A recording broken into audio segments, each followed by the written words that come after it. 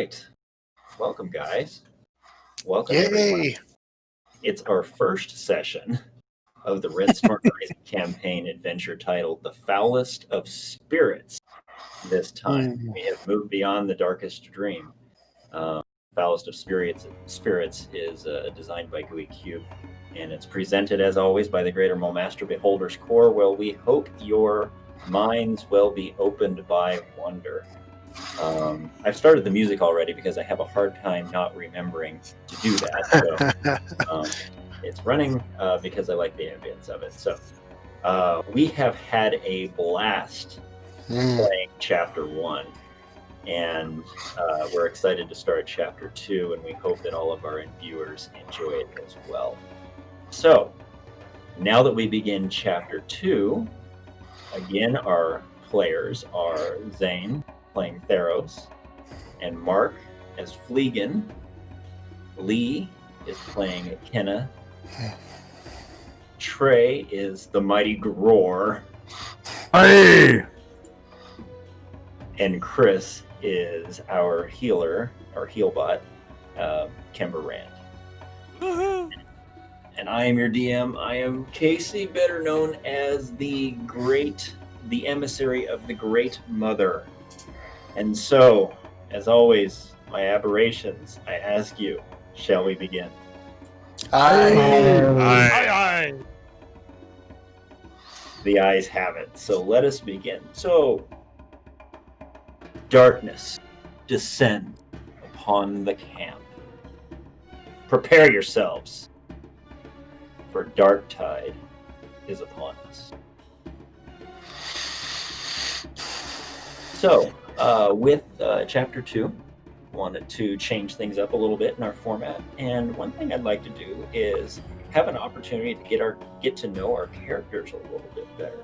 And so we're going to do some things called character spotlights. And as we go through each session, we're going to highlight a particular character and let the player tell us more about their character from their own perspective, so that both we as players and our audience can get a better understanding of who they are. So tonight, I will invite Gror to go ahead and give us a spotlight on the character. So take it away, Gror. Hey!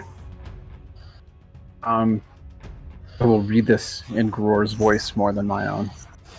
Don't get scared. It's not easy being the only one. Young Gror found advantages to being the only fill in the blank whenever something occurred. He wouldn't trade that, though, for all the golden gems in the mountains. Drives him to become better and stronger each day. First, he was the only one in his family that was small. All the rest are very large and tall. He could get in all the small places and find secret treasures, go where his parents, Stoof and Lena, couldn't fit.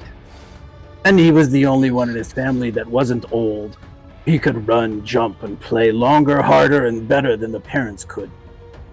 He was the only dwarf among the children.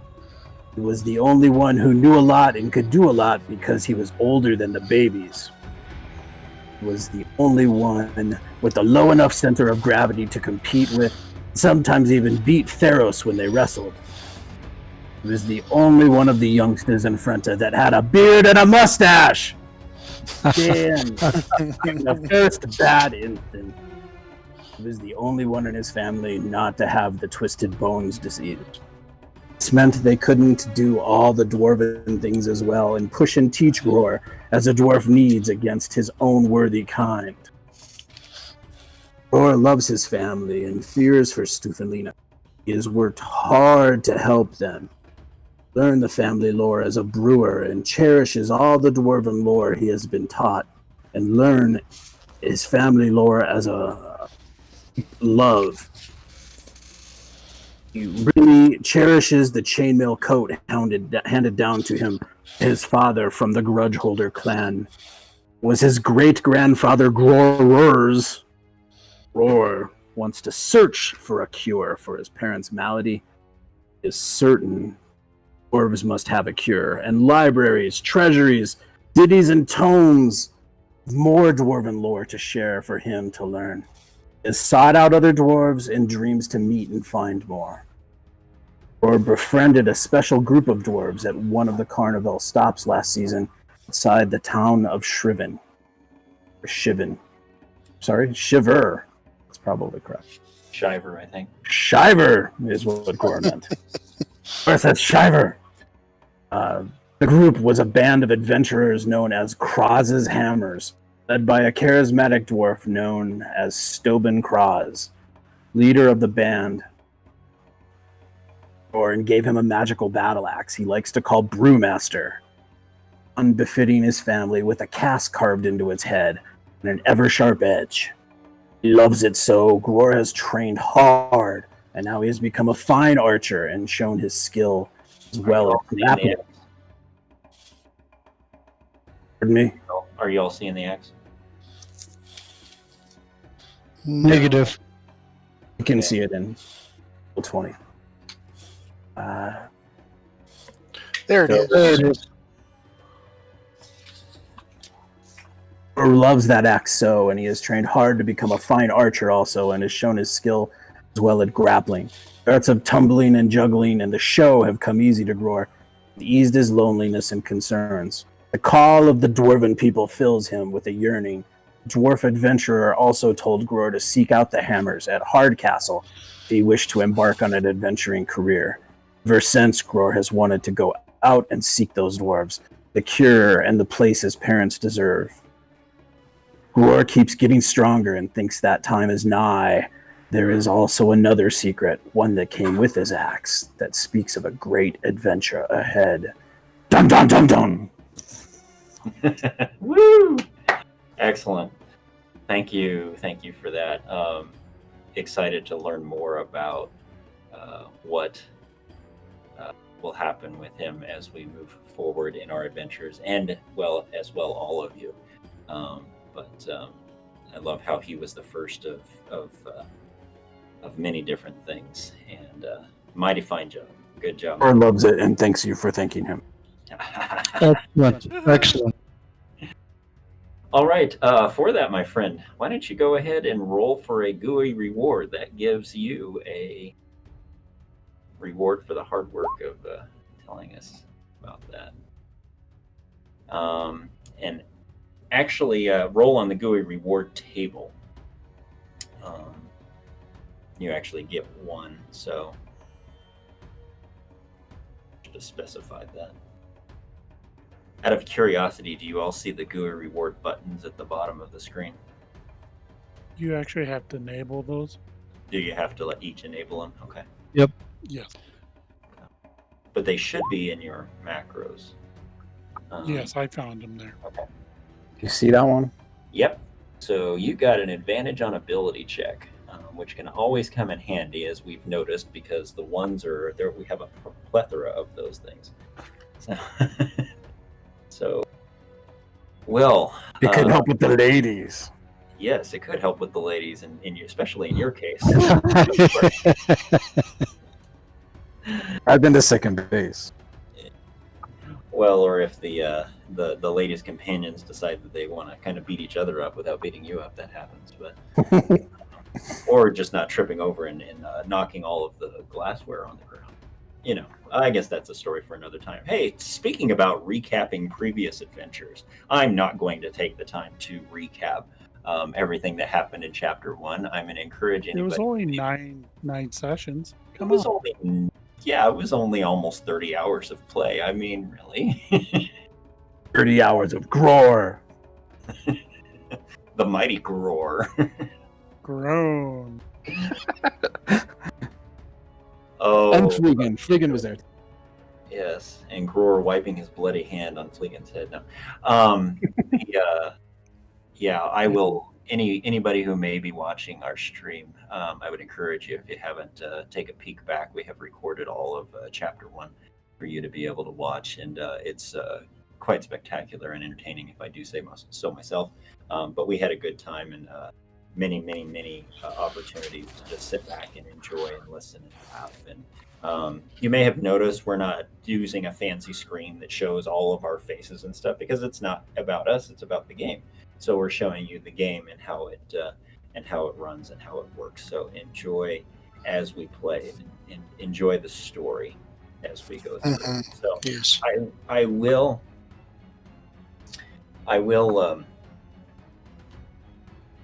recap just a little bit from where we were at previous to this. And that was the adventurers had found their way back to the tent fire at the end of Carnival for the evening. The fireworks were going off and they were settling in to listen to a story, and they listened to an absolutely magnificent story that old Strem told about Flemarek, the god, the destroyed god of decay, and how the goddess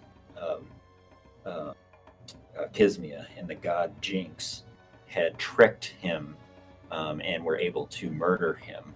And then the Spire Queen goddess Silk took over and became the patron god of the Duana Hatrine, which are also known as the Drowish peoples of the world of Zyothe. And so that was a story about how Zilk became the goddess of the Drow and how Flemarek was destroyed during the war between the gods millennia ago.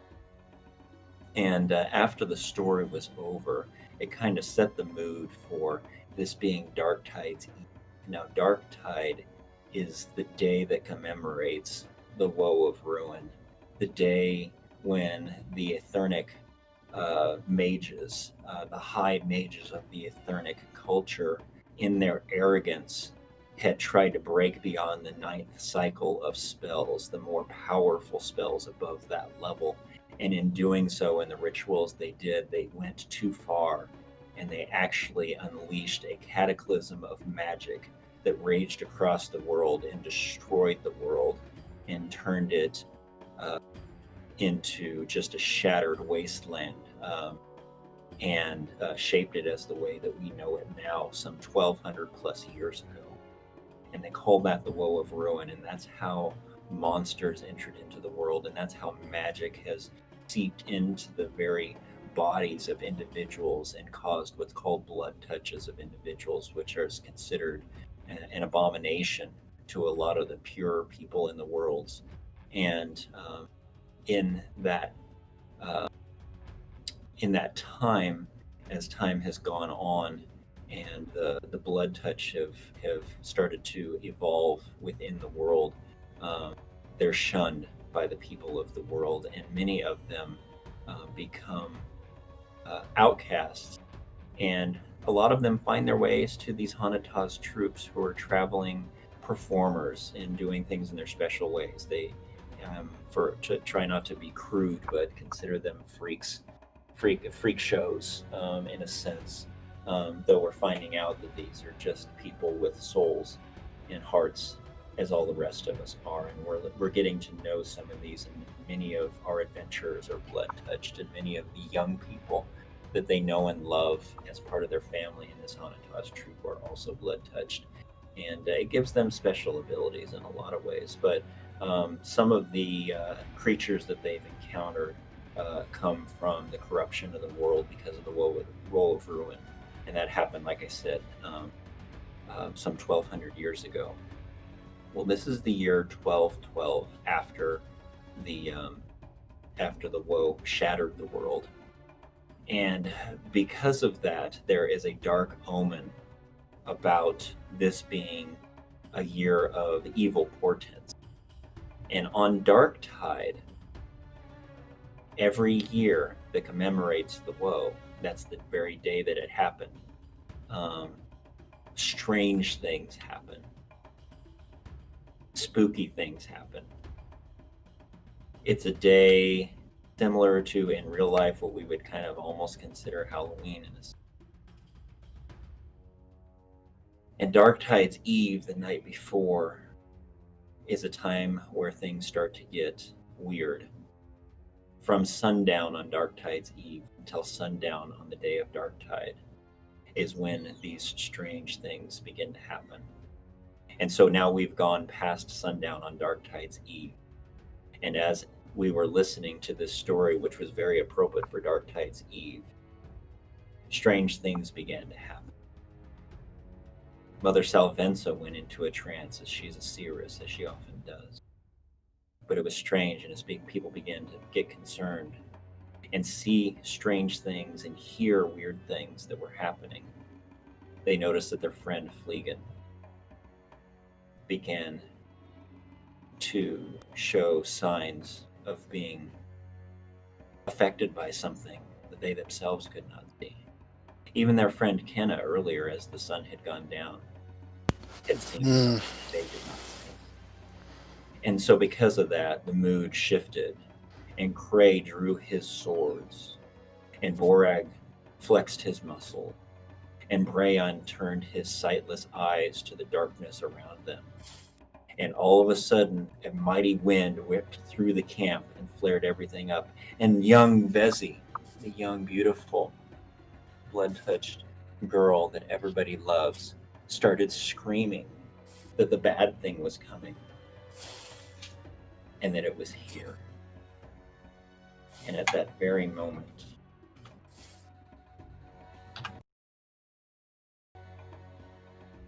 the camp went black as all of the lanterns and the fires went out simultaneously. I don't like that. And that's where we ended our tale in chapter 1. And therefore, that's where we begin tonight. And I'm assuming your screen has gone black. It has. Correct. The only thing I can see is my token.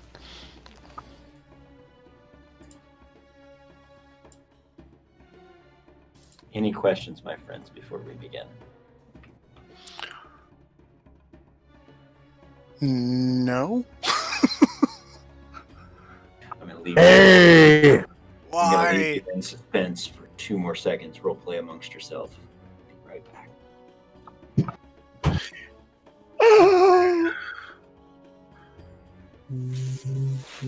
Oh. Get the light back on. Why has my stone gone out? What bad timing it is. Where are the children? We need to get them. The youngsters. Where are they? You moved them into a wagon. We're good. They're fine. Hopefully. It is pitch black. Appropriately, the sun is going down in real life for me, and I forgot to turn the lights on in my room. There is not but darkness. And even with dark vision, we're not able to see anything? Not right now. Okay. The shining faces of Lunios and Vixen, the 2 moons, are shrouded by a thick broil of dark clouds. Your eyes are still your dark vision are even trying to come accustomed to the fact that there was all these lanterns and all this light around you for the night and the fireworks that had gone off and things like that. And so everything goes black, and this all happens fairly quickly. Everything goes black. Okay. And there's not but darkness at this point. The moons are shrouded by a thick broil of dark clouds, and their comforting light is replaced by a smothering blackness. Frightened cries ring out around the camp before Borag's powerful voice drowns them out. "Silence!" he yells. "There is nothing to fear. Get the fires and lanterns lit." And the cries begin to cease, and after several tense minutes, a light from a few fires begin to peel back the night. And as it does, you're able to see Vezi. So let me go ahead and turn you guys all on here. Yes, go ahead and turn it all on. Yeah. Oh, Oh my. oh my. Oh my.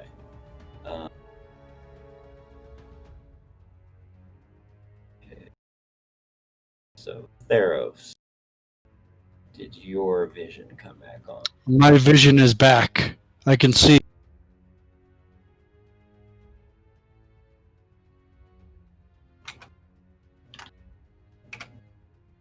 Wish there was an easier way to do this. Kenna, did your vision come back?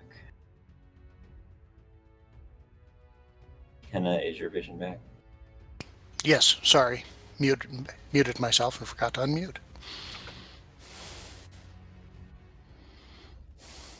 All right, Kember, is your vision back?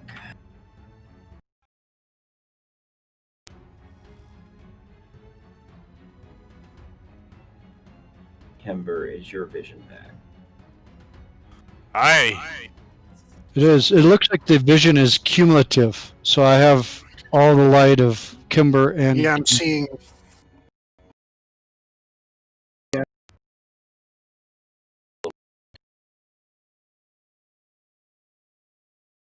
Okay. as long as that's what's expected. Yeah. Okay, and so there. Do you guys see the image of Vezi staring off in the sky? Yes. Love it. The cries cease, and after several tense minutes, the light from a few fires begin to peel back the night.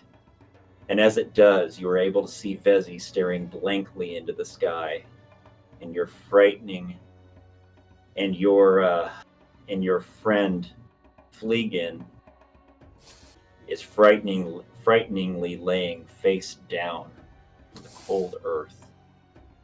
And Bran is kneeling next to a completely still Mother Salvenza, who went down as well. And he's clutching her hand in his and anxiously checks her for signs of life. And then his milky white eyes, they turn to you, and he says, "Kisnia, save us. She's cold as the ice.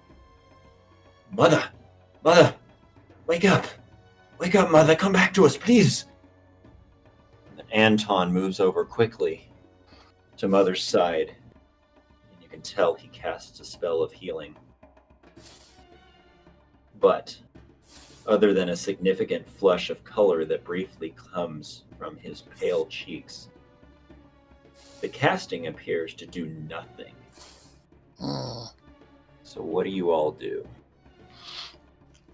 I had already had my bow and arrow knocked. I'm next to Cray. I'm going to move over to Vezi and try to see where she's looking and see if I can see anything coming towards us.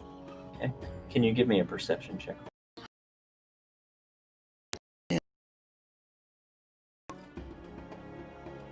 You look where she's looking, and she's and you just kind of match her gaze, and she's looking up into the sky, and the sky is clouded over, and so all you really see is a dark sky hiding the light of the moon.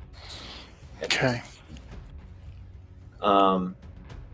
Gror, what are you doing? It was by the mother, so I'll kind of help stand guard there as well and draw my bow and knock an arrow. Okay, so just prepare for combat if any comes your way. Scan the sky, obviously, and look around on all sides as permits. Go ahead and give me a perception check, please.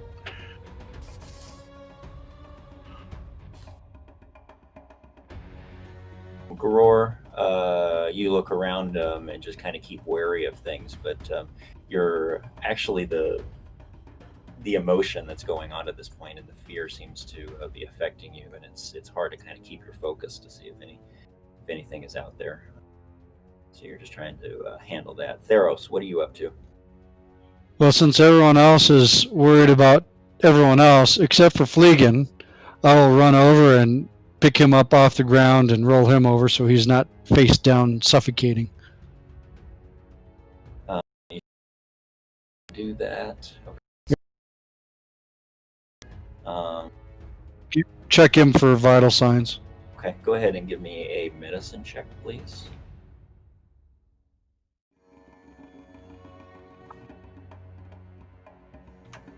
You know, Gror's the only one who can do that, right? That's I know. Well, let's get these bad rolls out of the way. Yeah. Of course.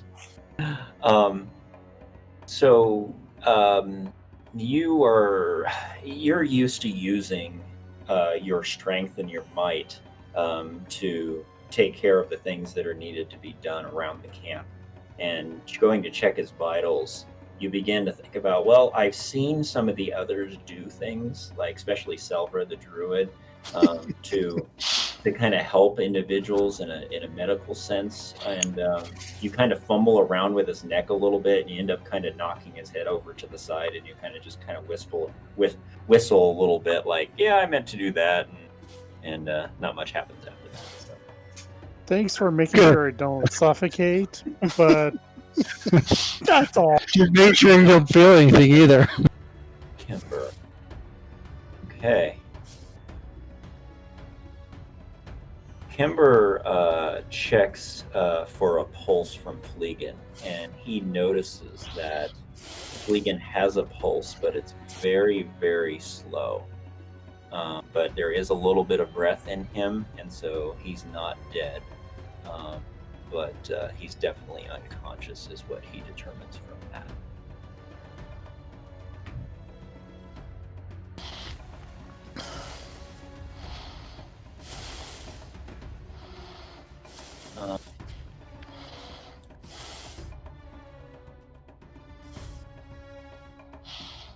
All right. So you all notice that Borag and Kalnassi are both standing over the prone figure of Mother Selvensa as they move.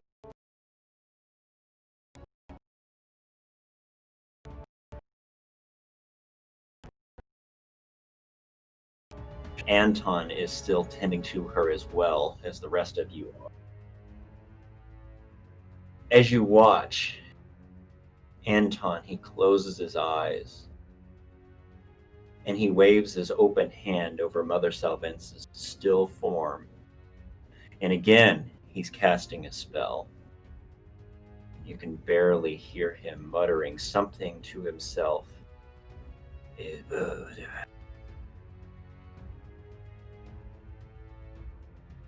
a warm glow begins to emanate from his outstretched palm. But after a few minutes of tense wonder about what's going on, to wait and see if she comes around, the glow subsides, and he opens his eyes again to observe the results. And his expression creates a worried frown as nothing appears to have changed.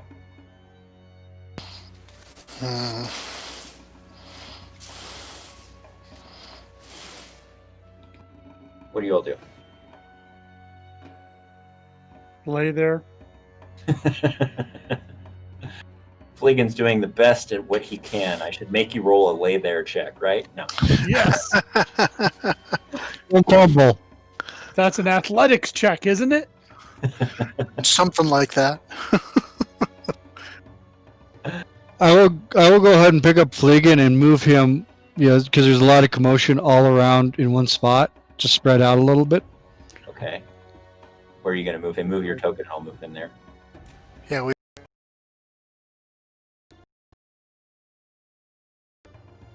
Have my head against the side of a wagon. So Against Quimber. Thunk. Ow. Theros reaches down with his great bulky arms and his big strong hands, and he picks up the Fleegan, who's significantly smaller than him, cradles him as he would a hurt little brother, and gingerly drags him over to kind of lay him in a more comfortable spot so that all the others that are gathered around not giving him room, or allows to give him room. All right, so Kenna, what are you doing?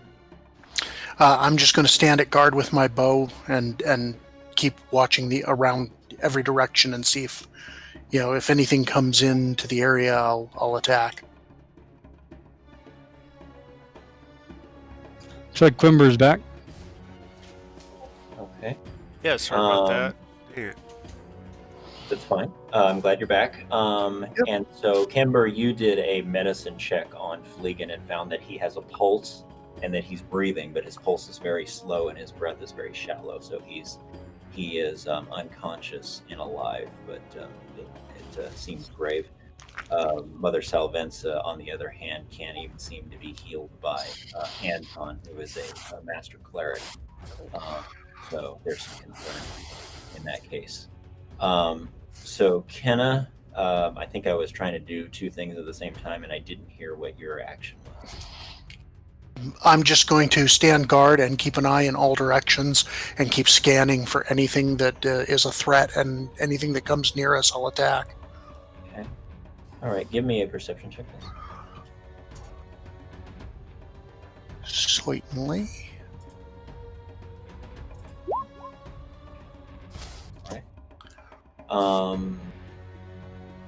Yeah, you're just being very cautious and alert at what's going on. So, Roar, what are you doing at this time?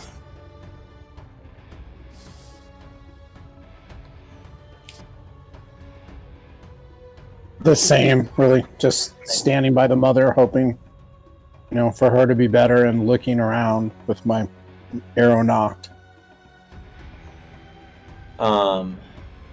Right. Sounds good. Kimber, what are you gonna do? Is the little girl still looking up off somewhere, or is she involved with the concern that everybody else has for the fallen? She is not unconscious, but she seems to be in a trance because she is not responding to anything anybody is doing, and she is continuing to just stare off into space. I'll grab her by both of her arms, not aggressively, but just to get close, and kneel down and be like, "What is it? What's going on? I don't understand. Tell me." Give me a persuasion check on this.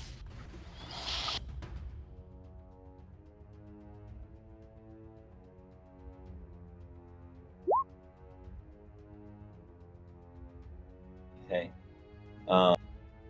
As you do so, you're very gentle with her because there is concern, and as you say it, you're starting to get a bit emotional, and you start to feel tears well up in your eyes as you're not quite sure what's going on. You got one friend who you're concerned about highly, laying on the ground. You're the matriarch of your group has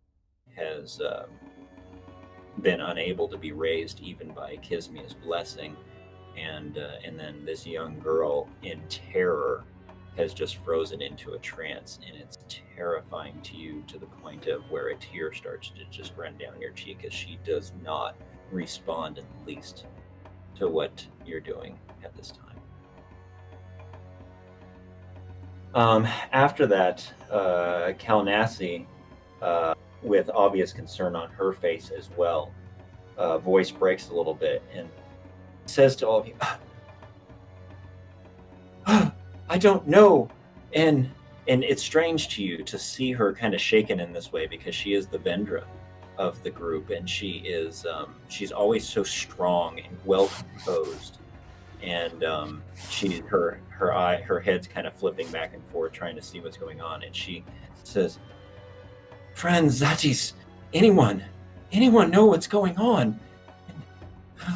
Mother, Vessi, little Vessi, Fliegen, wake up!" And Borag, he just reaches out a very calming hand and arm, and he places it across the back of her shoulders and kind of gathers her into a side embrace to calm her down. But she just kind of leaves the question hanging out in the air, and Selvra looks up at them and says, "Vendra, I wish I could say. This is strange." And Anton looks at him. "By Kismia, I do not know what could be happening here today. We shall see. Maybe we should take them to my shrine in my tent. Maybe there Kismia can break through, or by Jinx's blessing, we may be able to help them. Here, help me take them to my tent. Come here, Zatis, let's get them there." And so he's imploring you to help carry the afflicted ones over to his tent.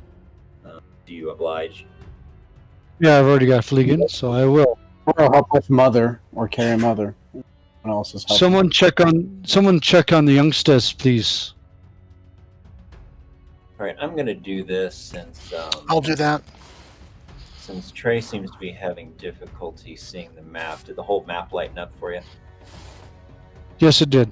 No, I can only see it like really partially if I use like another computer right now. I don't know why, but All right. I'd All merge right. it. Let's just go ahead and we will gather up all of these folks, and I'm going to take you all over to the tent of the Jest, where his shrine is. Aye. So we're going to all go over to the tent of the Jest. The lanterns throughout the camp are being lit, and the watchfires are coming on and stuff, and so it's pretty easy to see again. That's why I've lighted everything up for everyone. I will go ahead and stay outside, though, and be keeping an eye out. Well, Kalnassi instructs Selvra to go ahead and bring some healing salves and herbs and other things to the tent to see if maybe if divine help isn't happening, maybe there's a more conventional herbalistic type of form that can help them.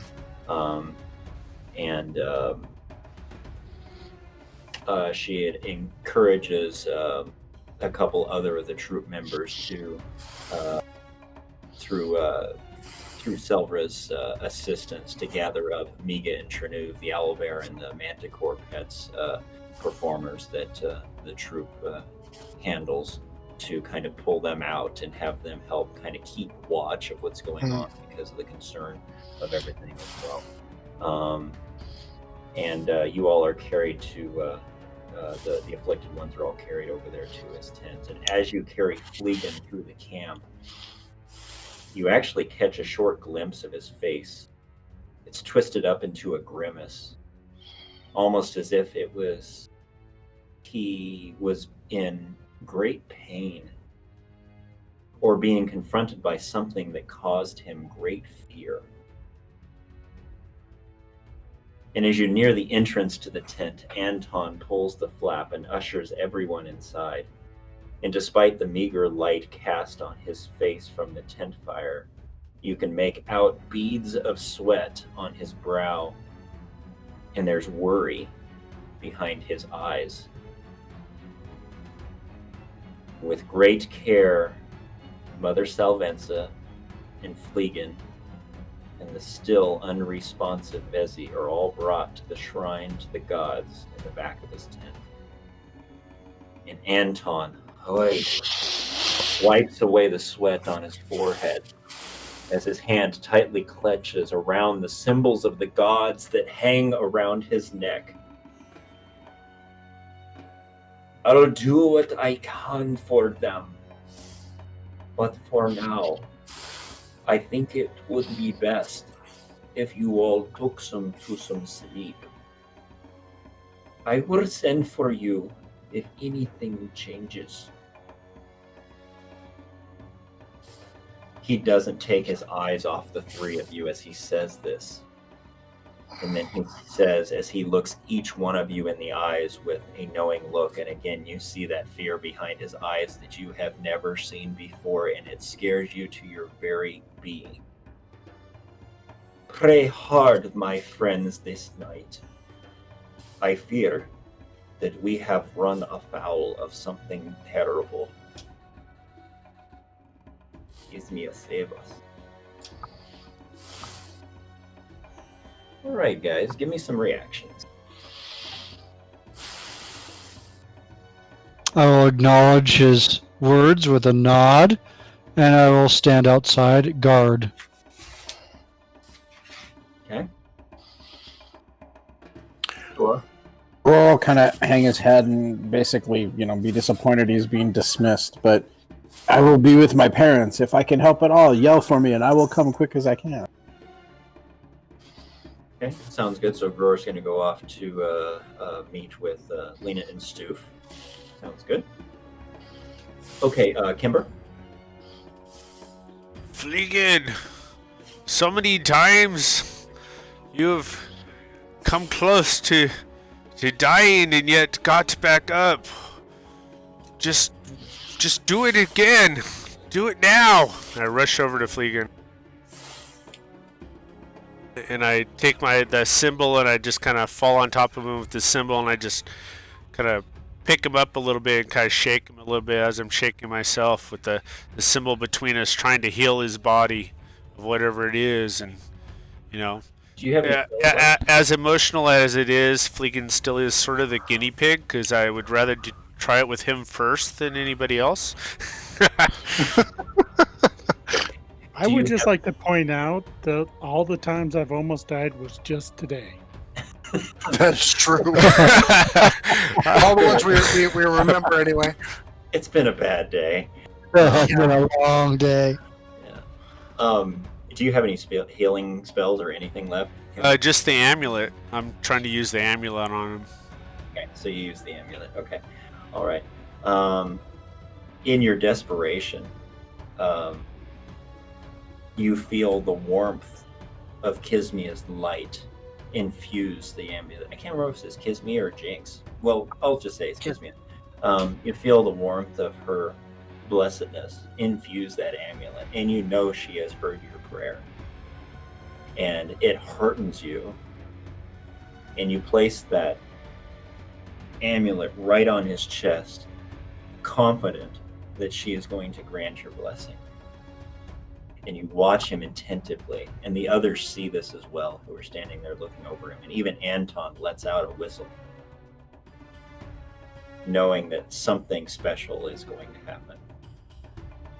Place that amulet on his chest, and it glows. You see a little bit of a glow form on his cheeks. And then very slowly, the glow disappears. Gain conscious. Kenna, what are you doing? I am, once we're dismissed, I will go find my father and see if there's anything that he needs me for this evening, because I know that he's not going to be sleeping, and I certainly am not going to have an easy time of that either. All right. Well, Borag and Kalnassi and Anton kind of give you all a knowing look of there's nothing more that you can do here. And as they're doing as such, Selvra enters the tent with her arms full of various tools of her druidic trade to see if there's something that she can do more conventionally to help those that are afflicted. And she as well kind of ushers you all back out into the chill night air as it's winter coming, and says, "My Zatis, as we found, there seems to be nothing else that can be done for them that you can do for them tonight. Thank you for your cares. Thank you for your concern. But at this moment, I think it to be important that you go take the evening to rest from what has been a trying day for you all. Get some drink, get some food, relax, and get some rest. Hopefully, by all that is natural, we will find some way to bring them around. We are heartened that they are still with us in this world. Physically, maybe mentally, there are other things that we must do. So we will find a way. Trying to get some rest this night, my Zatis." And with that, you're basically dismissed to go where you need to go. So I know that Kenna is going to go visit with her father, who is over by the fire. Yep. Your parents' wagon is over in that area where they're resting. And so you can head back over that way, and you can just pick a wagon over there that is your family's wagon where you would rest with them. Fleegan obviously stays in the tent. Theros, you can choose to communicate with your parents, but they just kind of give you that look of, "Son, it's time to go get yourself ready to get some rest," and you're welcome to commune with them in some way. Father, I'll go get a blanket, and I wish to sleep here on the ground, as I've done many times, next to the entrance of this tent. Someone has done harm to our people, and I do not want any more to happen. Your father gives you a look that you have seen a few times in your life of pride. You see it in his eyes that you have made a caring and wise choice. And he just lays his massive hand upon your head very gently. You're used to it being a little more forceful than that. But he kind of ruffles your hair a little bit, and he looks you in the eye. My son, you have proved yourself quite impressive this day. I am proud of you. Thank you for your service to our troop. You rest well tonight, my son. And your mother smiles at you, reaches over and plants a soft kiss on your cheek, and says, "Dear, thank you." And you hear a catch in her voice, and she's still clearly emotional about everything. And it is even a surprise to you because you've not often seen your mother do that. And she just kind of rubs her hand across your back and puts her hand in Borag's hand, and they walk away back towards the tent fire. Okay. So, Kimber, I come back to you. What would you like to do? I'm going to hesitate and stay here for a while, trying to resist going to sleep, and then realize that I need to go have some private meditations and get some rest so that I can bring back any gifts Kismia wishes to give me, and then come back tomorrow new and try again. Because right now I need her help more than ever, and I'm not going to get it without some kind of meditation and rest. Okay. As you do that, you're lingering, and Anton comes over, says, "Kimber, as I said, there is nothing that can be done. I appreciate what you have done, but it is time for you to get rest, my son.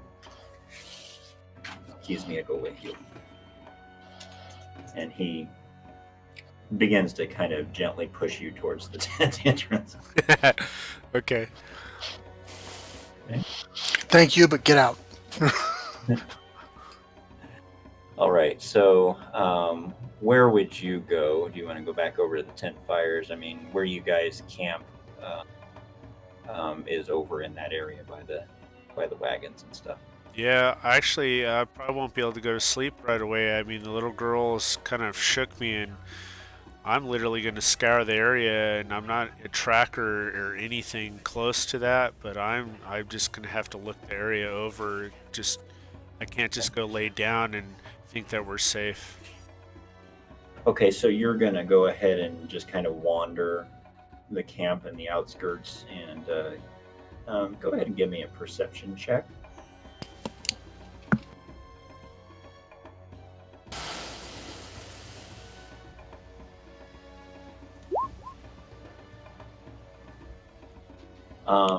Your meditation and your concern has heightened your senses dramatically.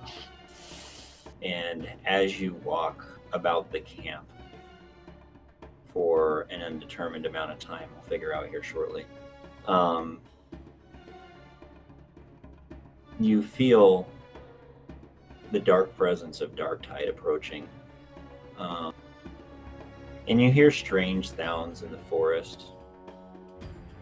And it unnerves you a little bit, and you check them out, and it may be either a night owl making a noise, or maybe it's an opossum or something setting out for the evening, or could be a ground squirrel or maybe some other rodent.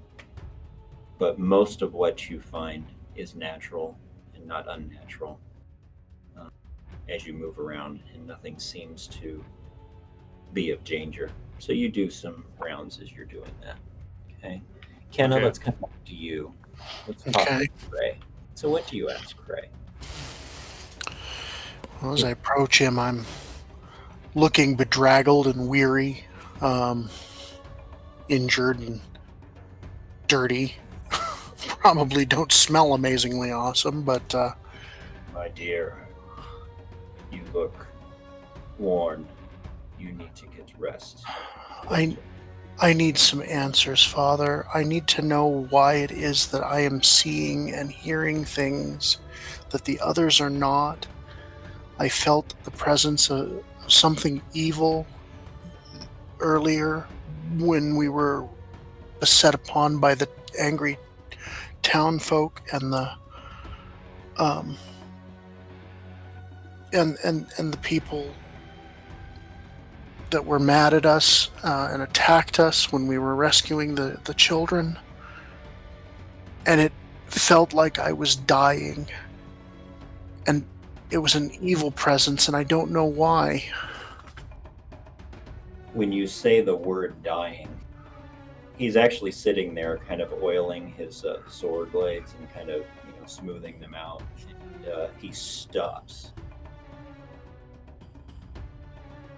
And it's very strange because he's a very private and a quiet individual, and when he speaks, he often talks with his teeth clenched.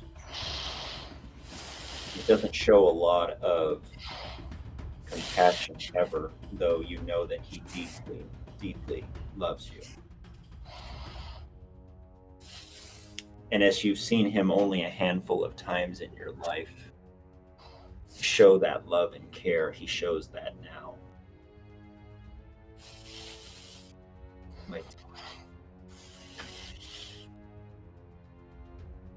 I cannot tell you what these visions. I wish, Mother. You are cutting in and out badly. So I'll try not to roleplay and just talk. He basically says he wishes that Mother Salvenza was available to help you with your visions.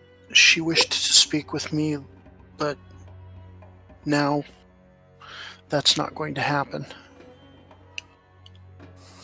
He says, I wish I could tell you maybe you have the sight. As we know, it's the women in our troop that get the sight. Maybe that's what it be, but I do not have these answers. If this is what the sight is like, I do not want the sight.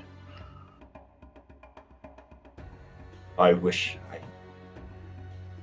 But, dear, maybe rest. It could just be that it's Darktide. There is much going on about that concerns me this night, and has been for a day or two. And I wish you to be safe. And I will watch over you. It's the last thing I do. You have proven yourself quite capable, and exactly who I hoped that I and your mother would raise.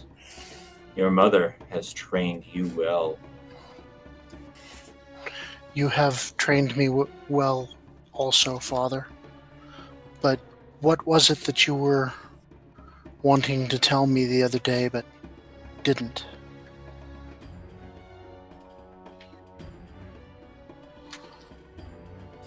Life is short.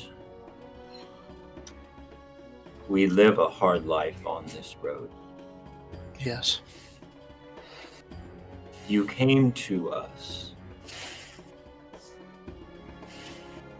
between the love at one moment that was shared between your mother and myself. We were unprepared. We were not expecting. But we have tried to do our best. And I have not said it. Life is short. I love you. I know, Father. I love you as well. I know that you love me. And I know that you haven't said it, but I can tell. I've known it all along.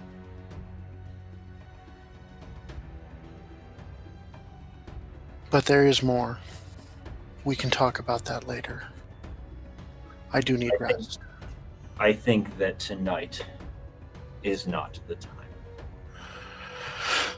And I agree with you that we shall talk about this again when the time is more appropriate. You have had a long and hard day. You need to wash up. You need to get some I need a hot bath is what I really need. and you need to get rest. And tomorrow we shall get through packing things and moving on our way. And after I take care of something tomorrow evening, maybe we'll have the opportunity to speak. All right, Father. I head to the wagon that me and my... Actually, I'm going to head to the back of the wagon where I saw the skull come out of the ground. Okay. Is it still there? No, it's gone. Okay. Then after that, I'll go ahead and go into the wagon with where my mother and the other spell dancers share. I will be perfectly honest. I've not thought a lot about Seevra, I believe is your mother's name. Yep. And I haven't spent a whole lot of time really kind of forming her in my mind.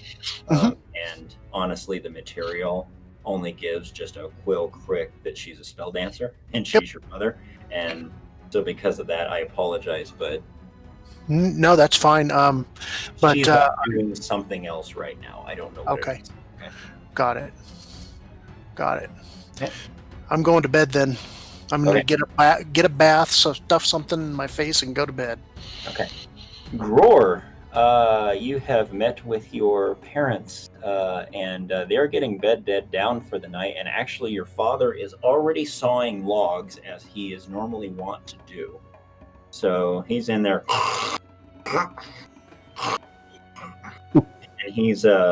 and he's kind of, his legs are kind of twisted at a funny angle as he sleeps kind of hard, and his disease kind of afflicts him even harder at night. And it's getting cold. It seems as if winter is setting in fairly quickly, and a storm might be brewing, especially with the clouds coming over as quickly as they did and the wind that crept up, and that affects them. And your mom is sitting knitting over in the corner of their wagon. There's a quiet lantern lit, streaming low light in the corner. What do you do? I'll get up if we have an extra blanket and place it on him. Yeah, you do find an extra blanket and you lay it over the top of him, and he goes, Winterberry cordial, isn't it? Get him through that. And he's working on some sort of recipe for drink in his sleep as you do that. And you said my mother's still awake. Yes, she's knitting. So, are we still unhealed after our recovery? Correct, yes. Okay. I'm pretty sure I'm really tired too, so I'll kind of sit. Oh, you're exhausted. I mean, you're just flat out beat. At the same time, I'll sit down next to her. But at the same time, Roar's worried about an opportunity to share what he'd found in his items, so he's going to take it out and ask her if she's ever seen anything like it or has any idea what it could be from or. Okay. And that's the item from the axe. Okay. Yeah. You talk with her, and tell her kind of where it came from and a little bit of the story behind it. And she looks at it. And she gives you, and you can tell she's telling the truth. She's just as confused about it as you are, and she just has no idea. She has no help to clarify anything associated with that. What she does say, though, is you've proven yourself quite strong. She's so proud of what you have done, especially this day. She was so excited about the girl that you met, and she's sorry that it didn't work out. But she notices that she's your mom, and she notices that you are just so exhausted. All she can do at this point as a mother would do, dear, you need to get some rest. Just let's talk about this another time. Rest, my son.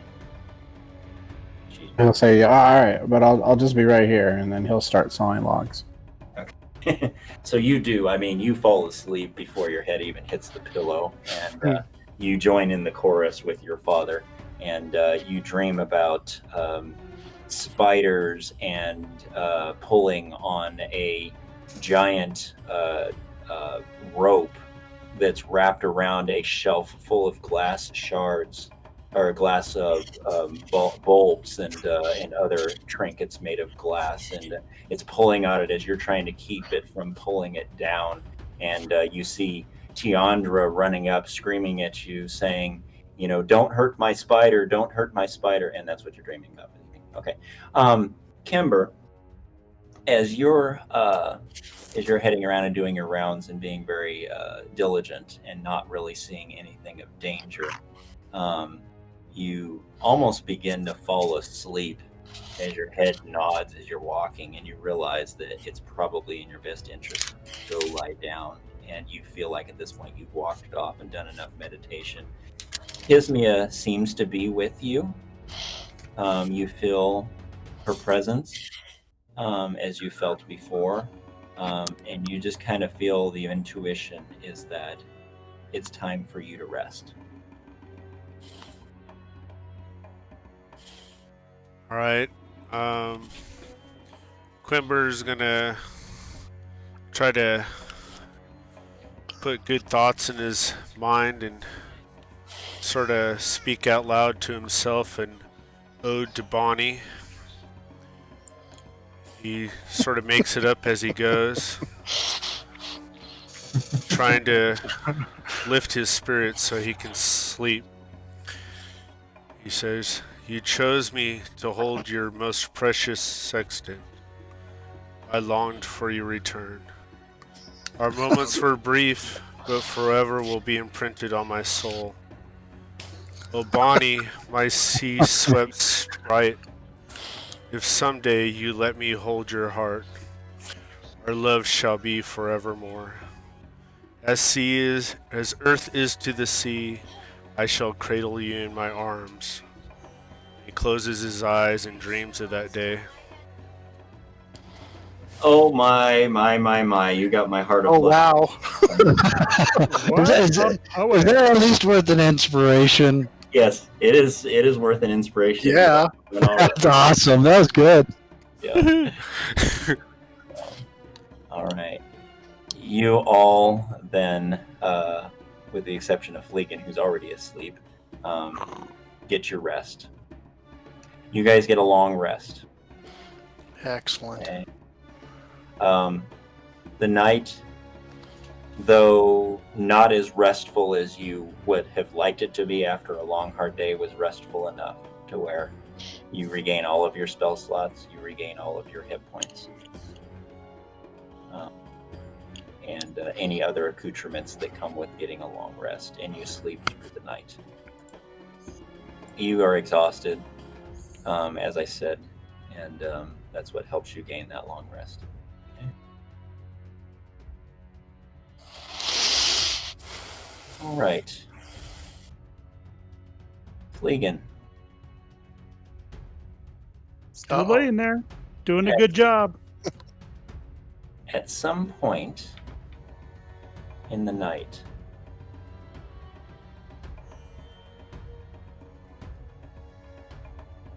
just before dawn, in your slumber, the thick veil of shadow that surrounds you slowly falls away as you gradually stir into wakefulness. And as your consciousness builds and a feeling spreads through your body, you are distinctly aware of the thin coating of dried sweat clinging to your skin. And you can barely see the ancient faces of Anton and Selvra in the dim light as your eyes slowly open. And you kind of see them, and then you kind of drift back off into sleep. Okay. Woohoo! I got to do something. All right. Though exhausted, as I said, sleep did not come easily to the rest of you. Around the tent fire, the praise of your fellow Hanatas rang pleasantly in your ears until the frightening events and the collapse of Mother and Fleegan. Even once the watch had been set and you had been allowed some time to rest, the condition of your fellow troop members, the eerie goings-on during the night, and the frosty breeze kept you from truly enjoying a refreshing slumber. Still, you managed at least enough fitful rest during the long night before suddenly being roughly roused by Borag to be ready for whatever the day would bring as you hear him yell out, "Everyone, it be morning.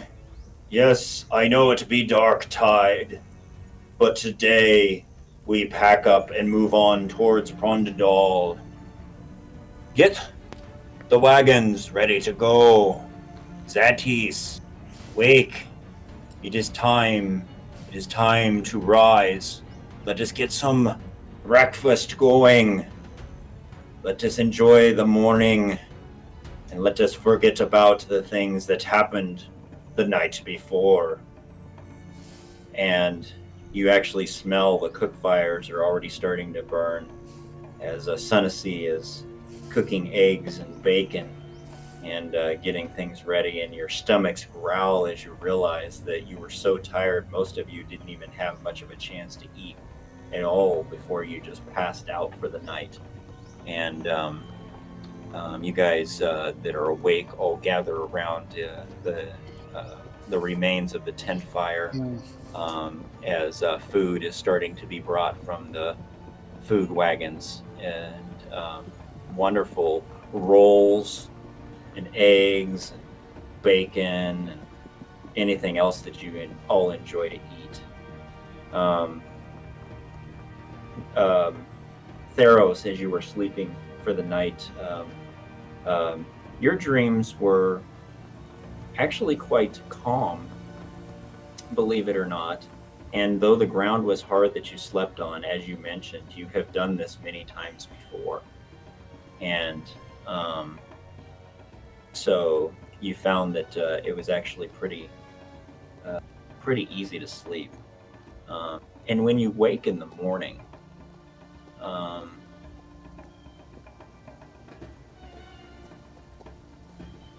you actually have kind of a odd feeling of elation or an air of excitement as the memories of what has happened the day before kind of come back in your mind of, what the heck did we just do? I mean, we fought spiders. I cleaved a massive giant spider. We somehow found treasure in various locations. We fought this gelatinous cube that we thought was going to kill us, and we saved Billy. And it just has you ready to take on the day. And you're kind of a morning guy anyhow. And so you kind of pop out, but it's just it's interesting. It's different. It's a different feeling, a feeling of excitement about what's to come. Okay. Excellent. And Dror, as you wake from your slumber, already your mom and dad have already gone to help out in the cooking tents. As you awake, Borak yelling outside for everybody to rouse, sounding the bugle, as it were. And and you give me a Constitution saving throw, please, Dror.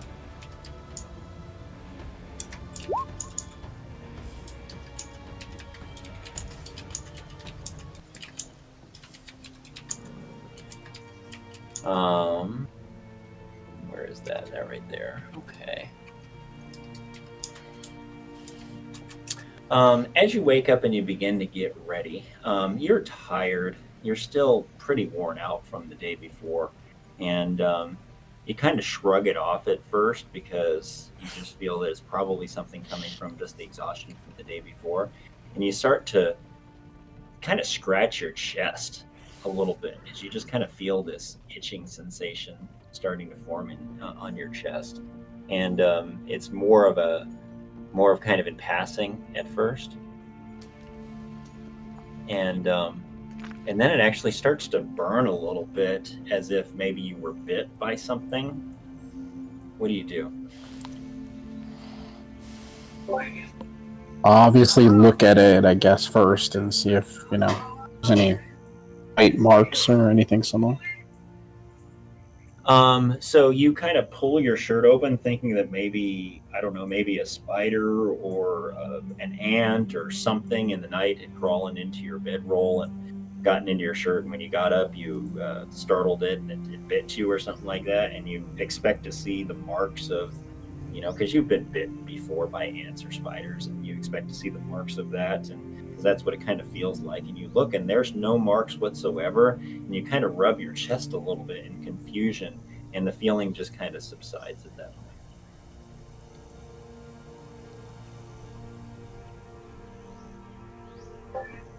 Is there anything in the wagon that's like a known remedy for such a thing? Salve or something? Booze. No, you might want to talk to Selvra. She's the druid who might have something like that, but you guys don't really have anything. You guys try and travel as light as you can with your own wagons, with your own stuff, and everybody kind of each has their own specialty, and Selver would have that kind of stuff, and if you ever needed something, you would go find her. But you realize at this point that your stomach just grumbles really loud, and it's like, wow, you are hungry because you're smelling the food, and you're ready to go out and get yourself something to eat. Finish eating, or finish getting dressed, then go to eat, and then intend to go to see the druid. Okay. All right. Kember, you got up. Where did you go?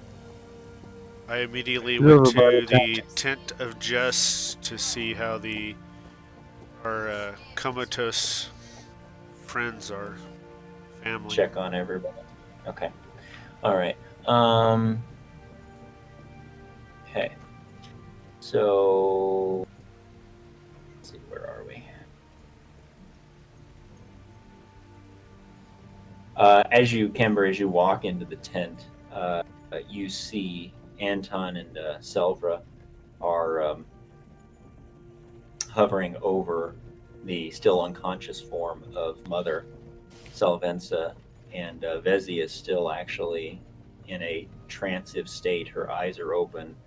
They have her laying down on the ground, but you notice both of Anton and Selvra are quite weary looking, and you recognize almost immediately that they likely have not slept the whole night and continue to try and minister to them. And you see, as you're walking in, Fleegan is actually stirring and his eyes begin to flutter open.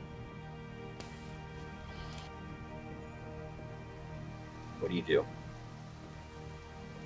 I'll rush over near Fleegan, and I really haven't done my morning prayers or anything, so I'm going to kneel down here and start praying to Gizmia and do my morning meditation and prayers, of course, unless Fleegan interrupts him. Okay. Well, Fleegan, you're waking up, so what do you do?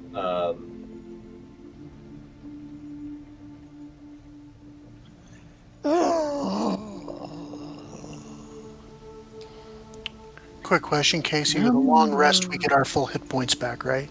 Yeah, you get all your hit Okay, points cool. and all your spell slots back. Cool. And all of your spent hit die. Yeah. Sorry, I keep interrupting you, Fleegan. That's okay.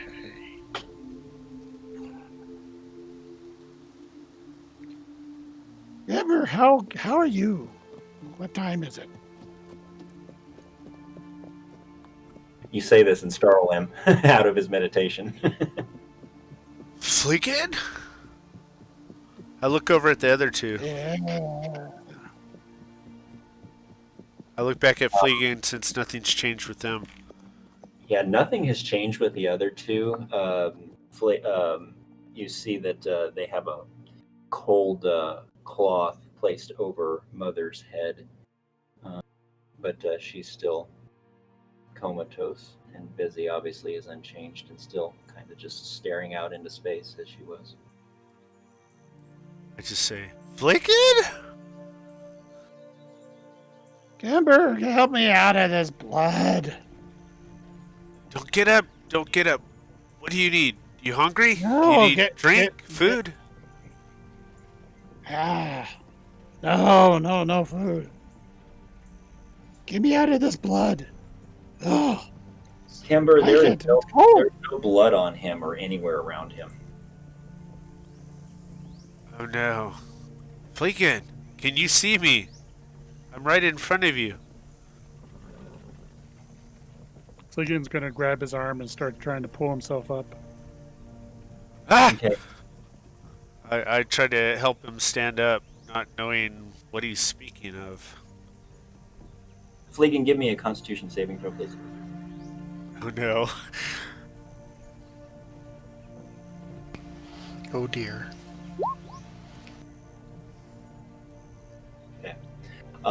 He stumbles a little as you try and help him up, but his ability of being somewhat nimble allows him to kind of pull himself up straight, and he's a little wobbly on his feet, but he's standing there. He's got his eyes open? Yeah. Then I immediately turn this side away from Kimber and throw up. Oh, thanks for turning. You got nice foods. I don't want to mess them up. Yeah, Fleegan throws up on the ground, and it stinks. That bear sausage does not sit well inside one's gut. And it stinks pretty bad, and then he actually retches again, throws up again, and kind of stumbles a little bit, and then retches again, and ends up having to kind of kneel back down on the ground. You go back down to your knees, Fleegan, as it just doesn't seem to want to, the nausea doesn't want to seem to subside. Get me outside. Get. Yeah, Glimmer's trying to help him. I mean, he can put all his weight he wants on Kimber, and he's just going to help him outside to get fresh air, and he's trying to run all these things through his head that could help with his nausea right now. He's just trying to figure it out.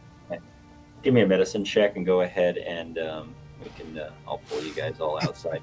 And as you come out, Theros, you get a whiff of the smell of the vomit as it comes out, and you're like, "Oh, what do you do?"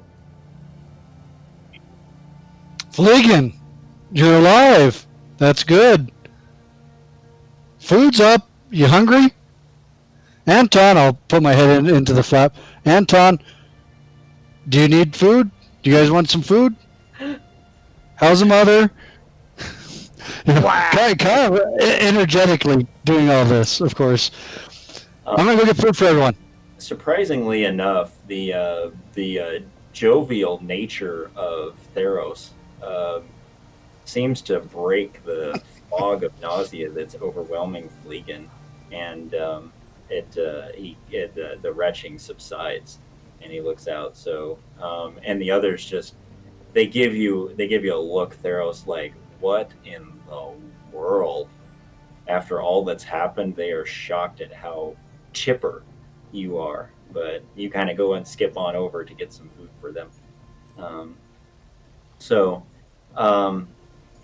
Even the fresh air helps a little bit, Fleegan, and you are able to kind of get yourself back up. And I'm going to fall to my knees and say, light!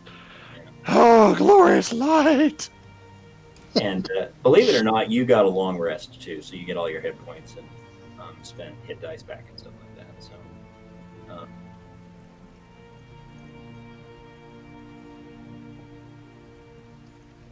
all right. So, what do you guys do? Do you want to usher them, Fleegan, over to the tent fire and kind of gather back up as a group, or what do you want to do?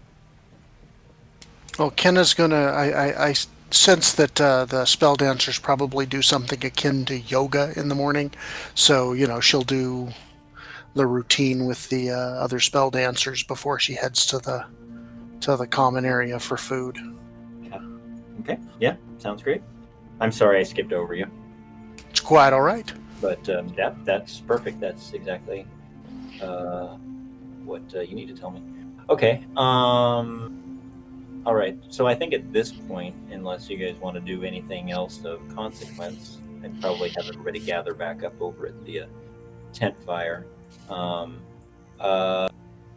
Yes, Fleegan needs some tea. Tea. Kimber, are you going to head over there? Or are you going to do anything else? As soon as she sees Fleegan, she runs over and gives him a hug. Oh, I'm so glad you're back with us. I'm still worried about Fleegan, but Theros has him and the others, and I'm gonna go back to the tent. And that amulet seems to be a powerful device, and I'm going to use it in my prayers over Mother Salvinsa and the little one. okay. As you begin to do that, and you pray to Kismi, and you go to grab the amulet, you feel a hand from Anton reach out and lay very gently upon your hand. It says, Zatis, I see what you're trying to do today, but I will say, what you may do, I have already done numerous times throughout this evening, the night before, in this morning. It will not help. I have faith in Jinx. I have faith in Kismia. But they cannot help. Go, get yourself some breakfast. And get ready for the day. We can do nothing more here at this time. I keep my eyes closed pretty tight while he's talking to me, and I'm nodding my head, just constantly listening to him. And then I'll stand up and look at the two that haven't gotten much sleep. Says, well, what can I do for you? The food is hot, and I can bring you some food back, drink. I need to do something. That would be very kind of you, Salvra says. Yes, I am. We've been at this all night, and we shall rest and get some food. There's not much more we can do right now. So she thanks you and encourages you. Yeah, go ahead and just let them know to have somebody else come and bring you some food, or bring them some food. But they are more concerned about you and getting what you need at this point, and that there's others that if you go and get some food, they can bring it back to them. So do you follow their instructions? Yeah, pretty much Shoma says like a machine at this point. My mind is wandering over the longest day ever and everything that we've gone through. Is there any clues in it? But it's more of a fog. It's not like I'm really grasping any particular ideas that what may have led to this. Just sort of just running through my head as fast as it can. When I get to where the food and drink is, I let them know that they need food and drink in the tent of Jess, so they can, recuperate their strength and maybe get some rest. And then I'll go join my life companions, the ones that I have faced life and death with, and maybe even try to see where Billy is, and if he's being taken care of on the way, since it's past where the animals are kept. Yeah, you do find Billy, and he is being well taken care of and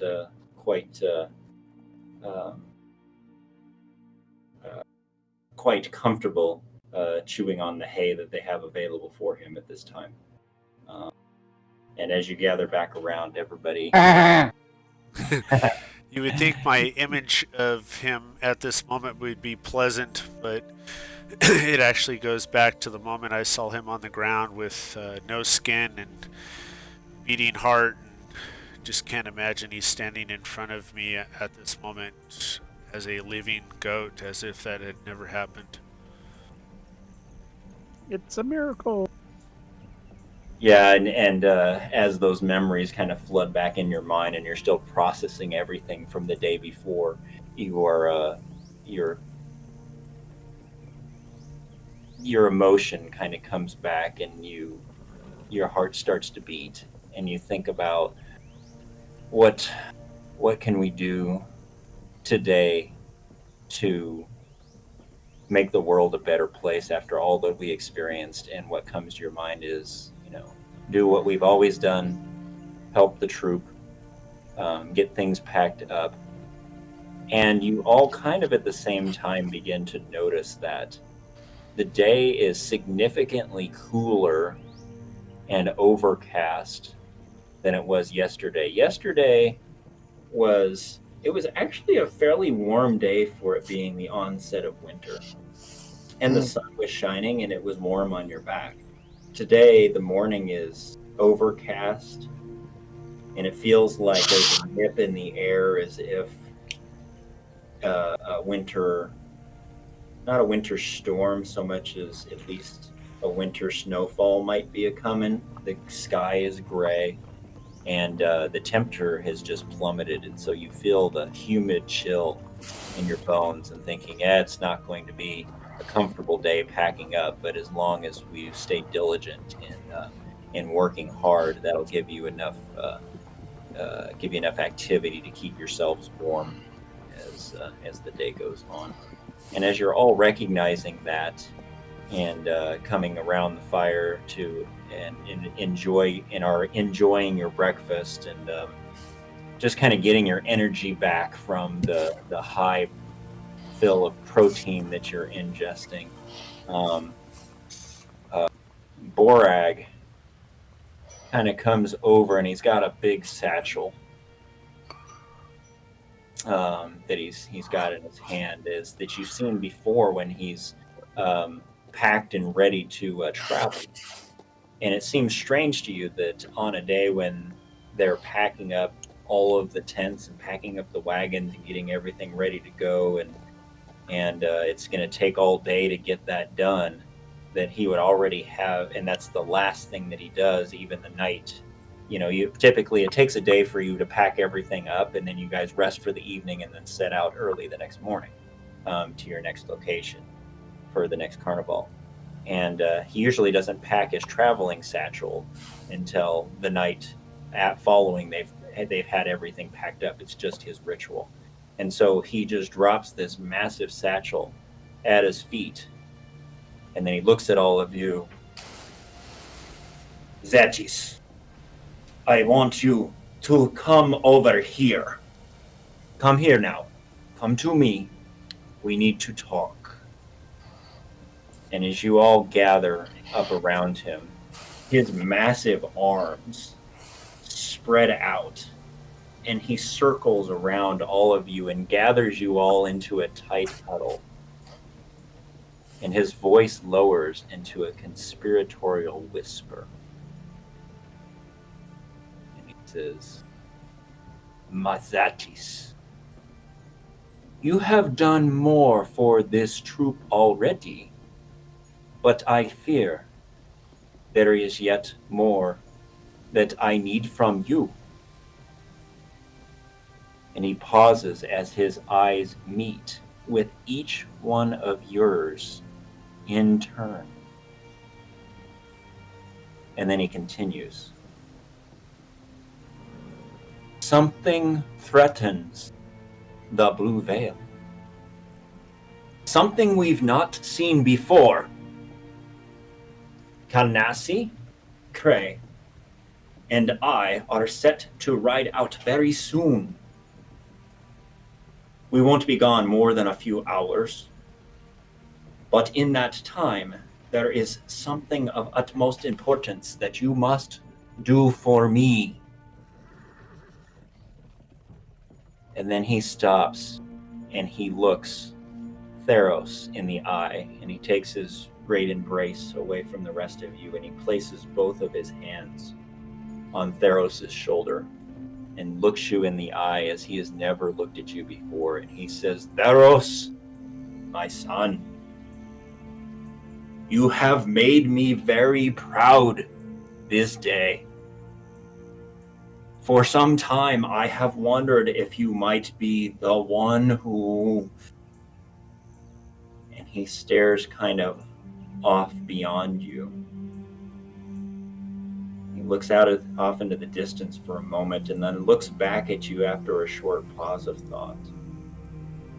Kind of shakes his head and he says, well, at any rate, I give you this for the task ahead. And he hands you the Bravda ring.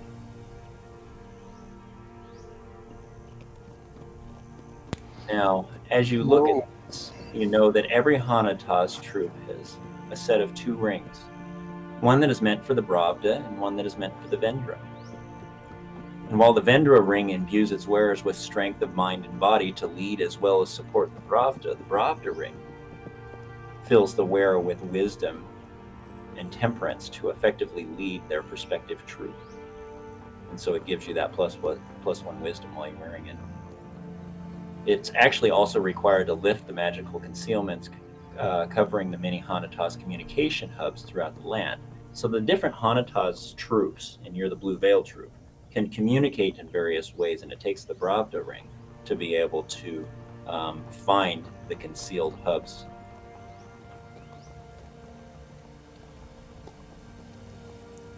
Father. Simply a beautiful ring. Yes. Yes, it is a very beautiful ring. Father, this is your ring. No, son. It is the Bravda ring. It neither belongs to me, nor it belongs to you. It belongs to us all. But for the task at head, you need it more than I. I will give you a task, but I want you, son, to take this and know that you are deserving of it, and that you shall use it well. Again, Thank you, Father. you are welcome. Make us proud this day, my son, as you have in the day previous. I will, Father. I will not let you down. I will not dishonor you. And he plants one big, massive hand on your shoulder, and he grips it tightly, as you felt him do many times in the past. And then he looks at everybody, and he keeps that hand on your shoulder, as if he doesn't want to let go. And he looks at each one of you in turn again, and he says, No! and his expression turns deadly serious. You are to leave at once, all of you, together, and head into the woods to the south. There is a place where I need you to go. It is a glade. And in the glade is an old, gnarled willow at its center. The trek is short. It's really less than a mile from here. And he reaches into his satchel and he produces several tightly rolled and sealed scrolls and a piece of parchment. One of these is a map. And he unfolds it to reveal the map. And he says, and do you guys see that? Mm-hmm. Yes, sir. This be a map that will guide you to the glade. Once you find it, you will approach the willow. And you will find the symbol of Jinx on the willow. And you will hold the ring before it. And then you will speak these words.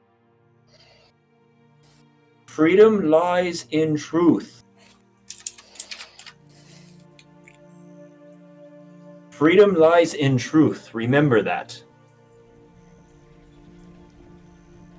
This will temporarily lift the magics that guard the place. And afterward, a large knothole will become plain to you.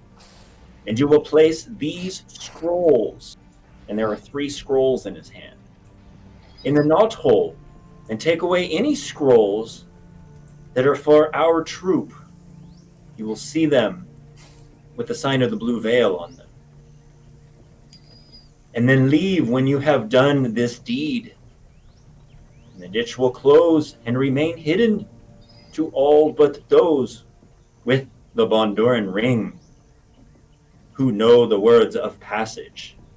This is why I entrust you at this time, and this is what we need you to do. What were the words again? Freedom lies in truth. Yeah, I got it. I wrote it down. You guys say anything? We shall do this at once, Father. Kennel looks warily towards Cray with an expectant look like, what's going on? He nods at you in a sign that says, listen to the Pravda and do what he says. I'll nod very slightly to him and then give a deep nod of my head to the Pravda. Anybody else? You said the Pravda, Cray, and who else was going? Leaving?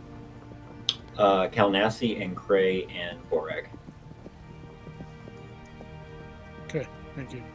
I just kind of look around with my mouth partly open, and kind of glance at the camp being picked up, and sort of estimate how long it's going to take them to pick up this camp, and how long it's going to take us to get to this glade and back.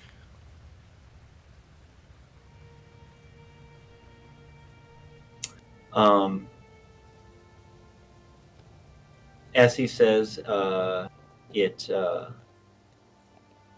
shouldn't take you too much time as you travel through the woods there. It is, what does he say there? He says it's less than a mile. It looks like it's mostly road between here and there. That thing that gives you a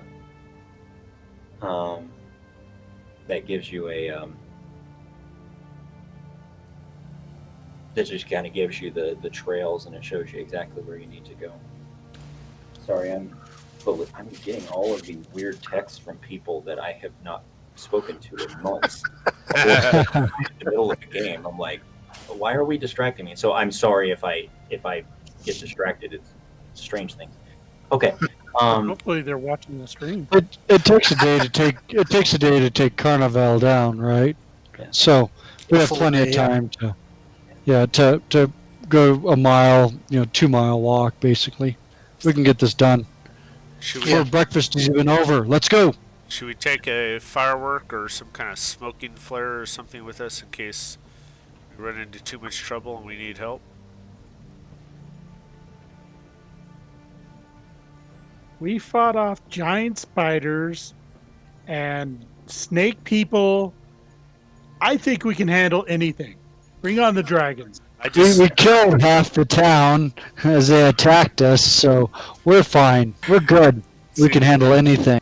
That's the last thing I remember was being humbled by more and more townsies showing up. But when you're outnumbered by that many, it kind of is difficult to be as cool as we think we are. Yeah, it's hard when you make that many people mad. Huh? Well, You got a good point. They were drunkards, and they beat us silly. I'll pick up my feet though and get moving now that everybody's ready to get on the road though.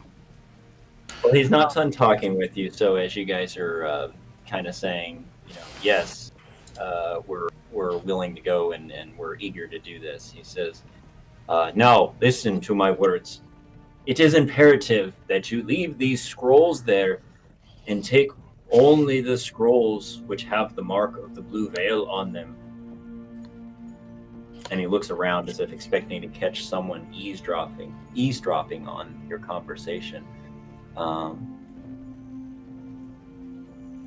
Before he steps back. These are for the other troops, aren't they? The scrolls that he gave you are for the other troops, yes. Yes, they are. So he takes a step back and he says, I have informed Brian of your mission, and there are none I trust more to complete this task. As I have said, you all make us very proud. And then he smiles, that big fatherly smile. Lastly, hear me now, Zatis. I have been to this place a number of times. The woods have danger, but nothing you cannot handle, as young Fleegan here has most appropriately stated. But I have never gone on this fearful day of Darktide.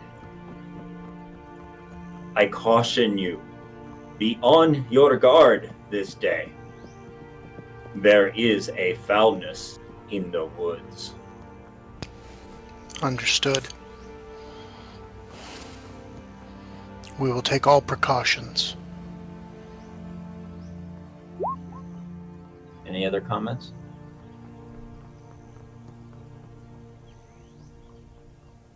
Father, we'll go do this at once.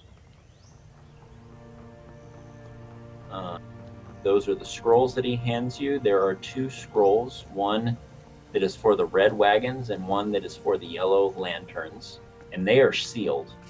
And then there is a 3rd scroll that is not sealed.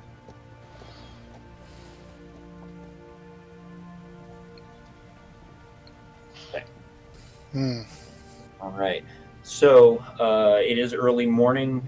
He has given you this. He just smiles and nods at you all, and as he is often a man of few words, this is one of the few times you've actually heard him kind of go on and on as much as he has. He's given you your instructions as he normally does, and then he picks up his bag, slings it over his shoulder, nods to Cray and Kalnassi, and they turn to head towards their horses. You guys do anything? I'll run up to my father real quick and say, Father, do be careful. Protect these 2 and yourself. As I have, so shall I always, my daughter. I shall do the And same. you as well, yes. All right, anybody else? You said one of the scrolls is not sealed? Doesn't have a ribbon on it? The others are sealed with ribbon and wax. This one is not sealed. It's just rolled up. I almost feel like we should look at it, but I'm not going to just yet. Not while we're at camp. Not while Dad can see us. All right, Anything else to do before you head out into the woods? just make sure we're prepped and everything ready to go. I still have that spell scroll that we found. I'm going to go ahead and cast Mage Armor on myself from it. Make sure you keep track of that, please. Yep, I've got it.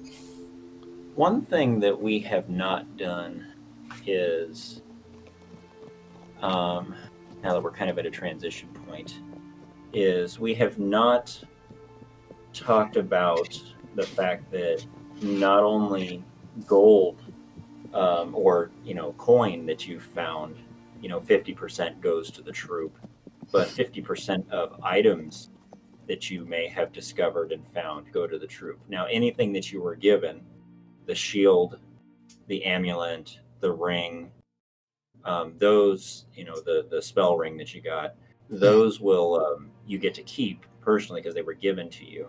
But there were some items, and so I was looking at it and I ported them over. And you guys, sorry, a housekeeping thing. You guys had I see 11 items. 11 items.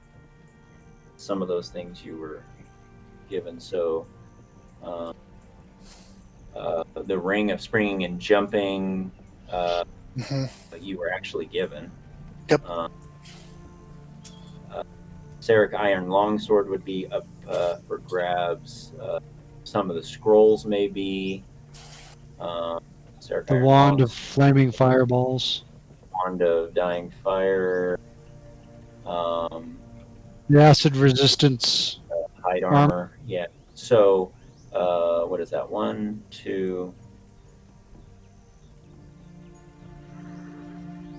3, 4, 5, 6, 7, 8. Okay. So 4 of those 8 things, scrolls, Seric Iron Swords, Ring of Jumping, Hide Armor, Wand, 4 of those 8 things you'll need to relinquish. I will definitely give up the Ring of Jumping. Okay. Hide armor, I think, unless Fleegan wants to wear that. I have no use for it. Yeah, it doesn't improve my armor class. It does give me advantage on acid, but Yeah. then I have to walk around in a stinky outfit. I don't Yeah.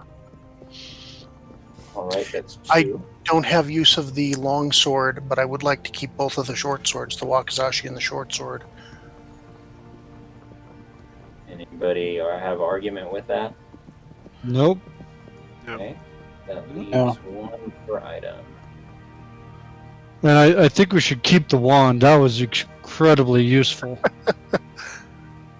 I would be willing to give up the remainder of the spell scroll. It still has 3 spells on it: Detect, Hideous Laughter, and False Life. The wizard spell scroll? Yep. Yeah. Okay. Okay. Everybody in agreement? Yeah, Sounds good. I feel like the cleric one is good to keep because it's got Revivify Yeah. on it. Right. I agree.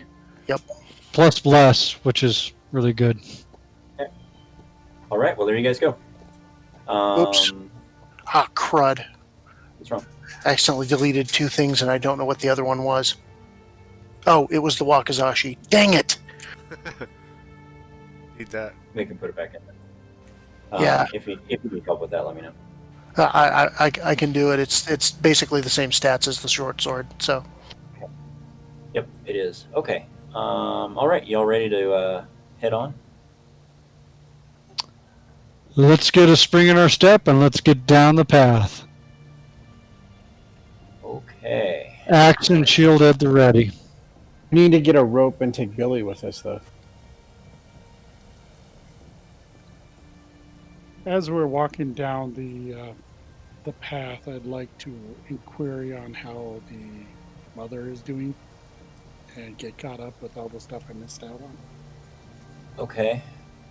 So you ask questions about all of that, and as you're walking, they answer all of that because you personally heard that. So, Yep. Does that work for you? We fill you in. That works. And Okay. I'd also like to say something. Go ahead. So mother's out, huh? And the boss is out of the camp. I need to talk to somebody. It's awful.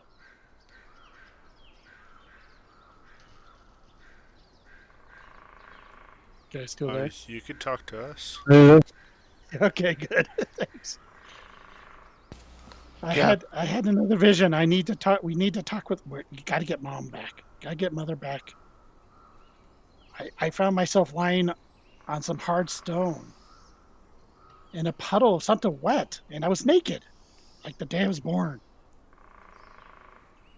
I was starting to shiver with cold, and the sky was dark, and it was filled with black clouds. Not like today. It was worse than today.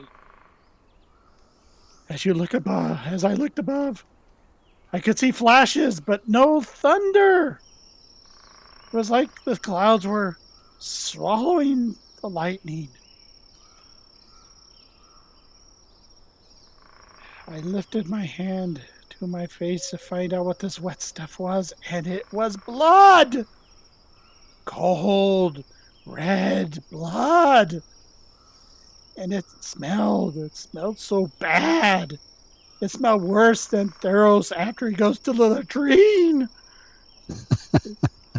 I just kept throwing up and throwing up and throwing up until I saw Kimber. That's And why then you threw were up again. talking about blood. So thanks, Kimber, for waking me up. That was no fun. No problem. Sorry to break the mood. Thanks for guys, turning your head.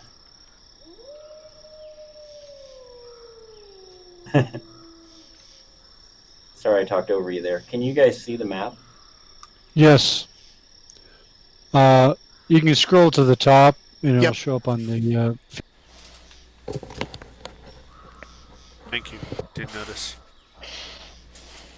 I was rearranging my notes for inspiration, GUI rewards, and my magic items, so I have easy access to all on one Word document page instead of spread out.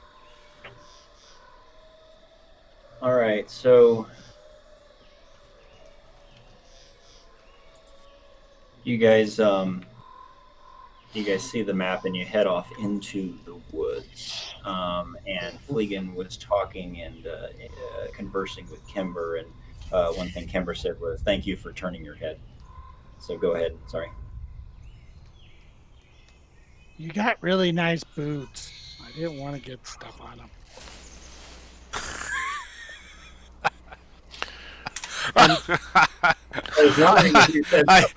I laugh uncontrollably. I can't handle it. He said boots, guys. And he was talking to Kimber. Yes. Oh, wow. Okay. Yeah, I'm not going to devolve that far. No, I just did. So as you guys head off into the dark wood, you see this. Trees. Trees, yes. That doesn't What look is- ominous. Why does that look like Maurice with Philippe going down the forest, either to the nice, beautiful forest, or this to the castle of the beast? I'm just curious why the mushrooms on that tree are glowing. It's a bog, and it's boy. well. You Why know, do these all kind the trees have eyes? Everywhere we Yeah. go, everything has. It's better than because the hills having eyes. Well, the strengthening rays of the soul, which is the sun, do little to push back the crisp chill that hangs in the air after the biting wind from the night before. Hmm. You can feel your clothing and armor weighing down with each passing minute from the melting frost that coats the tree limbs that you brush against as you move through the forest. It doesn't take long before your garments are almost completely soaked. Cold. The intricate songs of birds serenade you. You trudge along the winding deer trail, heading south away from camp. Your progress is slow as you navigate your way through the small patches of brush and dense thickets. As you gingerly pick your way through a particularly sharp stand of thorn bushes, you come to a small clearing, which is where you are now. About how far have we traveled? Each one of these squares is, I believe, 50 feet. Let's check this again and see. Yeah, each one of these squares is 50 feet. You've probably traveled, I don't know, maybe 400 yards into the forest before you Oh, come to a clearing. I thought yesterday was going to be a long day. These late days just keep getting longer. Mm-hmm. Aren't they supposed to get shorter during the winter? And darker. Not for us. Not for us. Fleegan and Gror, give me a survival check, please.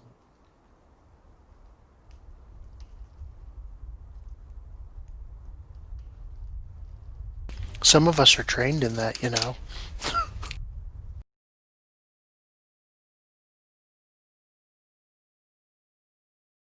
We're dead. Totally. Wow. Or we're lost. Or both. We have a map. And it's a trail, people. All right. So you guys come to a clearing. You come into the clearing. Kenny, you said you're trained in survival. Yes, I have proficiency in that. Anybody else have proficiency in survival? And No. I was going to suggest that I be the scout, so. Send you Well, out front again. as you're moving around, I would say go ahead and put yourselves in a line, as in kind of your marching order.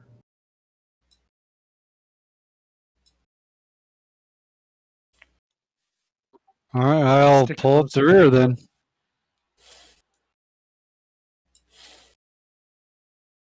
Okay. All right. That's your marching order. That works. And as you guys come into the clearing and you're looking around, just kind of seeing what the forest is like around you. Kenna stops and she throws up a hand real quick because it at the very last second occurs to you that I have a cat scratching at my window that I have to let in. Hang on a second. Wow, occurs to me impressive, that- Kenna.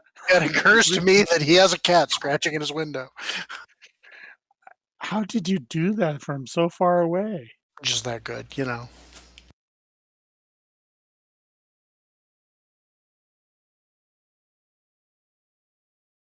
I feel like someone needs to inspect that tree. See what's looking at us. Looking at it, or somebody went to pick up the mushrooms. I mean, I am pretty good with the mushrooms. Well, if they are glowing, it would help you see what's in the tree. Sorry about that. At the very last moment, it occurs to you that the birds have gone silent, but not early enough for any of you to... That's the wrong thing.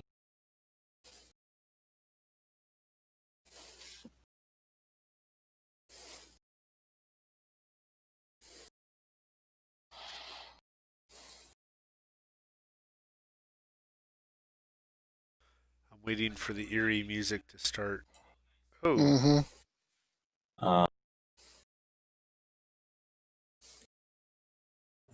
For these creepy looking things to jump out of the trees and attack you. So go ahead and roll initiative. Well, now we know what those were. Select your token. I still don't know what those are.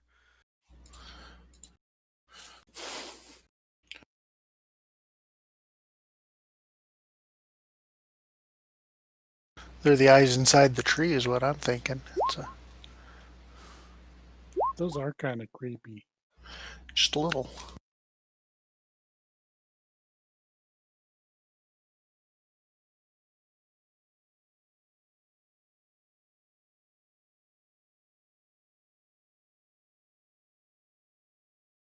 They not only get a surprise attack, they get a really good initiative.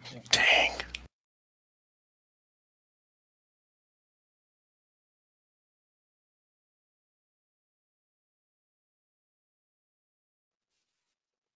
Casey, can you roll my initiative for me? I was going to say, we're missing one. I mean, I can't activate the token. Why? Sorry. These things look really big in the picture. That one hanging from the tree's got to be like easily 6 feet long, if not more. So the way this map works is as you're traveling on the map, each square is 50 feet. As we do combat, each square is 5 feet. Okay, as normal. Got it. That works. Consider yourself in a clearing, so there's really no obstructions or anything like that. If you wanted to run and get into some trees for height or something like that, you could potentially do that. But these things basically jump out of the trees onto you guys and start attacking. So, and they surprised you, so they're going to get actually 2 sets of attacks since they won the initiative anyway. So, Eat the dwarf first. Eat the dwarf first.